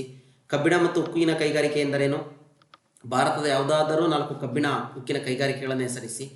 ನದಿಗಳು ಮತ್ತು ಜಲಪಾತಗಳು ಕರ್ನಾಟಕದ ಪ್ರಮುಖ ಪ್ರವಾಸಿ ತಾಣಗಳಾಗಿವೆ, ಹೇಗೆ, ರಾಜ್ಯದ 4 ಜಲಪಾತಗಳನ್ನು ಹೆಸರಿಸಿ ಅಂತ ಕೇಳಿದ್ದಾರೆ. ಅರಣ್ಯ ಸಂರಕ್ಷಣೆ ಎಂದರೇನು, ಯಾವುದಾದರೂ 4 ಪ್ರಮುಖ ಅರಣ್ಯ ಸಂರಕ್ಷಣಾ ವಿಧಾನಗಳನ್ನು ತಿಳಿಸಿ. ಈ ಥರ ಪ್ರಶ್ನೆಗಳಾದರೆ ಆಲ್ಮೋಸ್ಟ್ ಉತ್ತರ ಬರೀಬೋದು ಸ್ನೇಹಿತರೆ, ಆದರೂ ಕೂಡ ಒಂದು ಅಭ್ಯಾಸವನ್ನು ಮಾಡಿಕೊಳ್ಳಿ.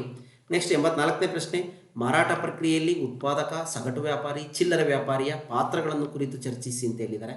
ವಿಶ್ವ ವ್ಯಾಪಾರ ಸಂಘಟನೆ WTO ಕುರಿತು ಬರೆಯಿರಿ ಅಂತ ಹೇಳಿದ್ದಾರೆ. ಯೋಜನೆಯ ಇತಿಹಾಸವನ್ನು ಕುರಿತು ಸಂಕ್ಷಿಪ್ತವಾಗಿ ಟಿಪ್ಪಣಿ ಬರೆಯಿರಿ. ಯೇಸು ಕ್ರಿಸ್ತನ ಮಹತ್ವದ ಬೋಧನೆಗಳಾವುವು. ಭಾರತದಲ್ಲಿ ಫ್ರೆಂಚರ ವಿಫಲತೆಗೆ ಕಾರಣಗಳೇನು, ಪಟ್ಟಿ ಮಾಡಿ ಅಂತ ಕೇಳಿದ್ದಾರೆ.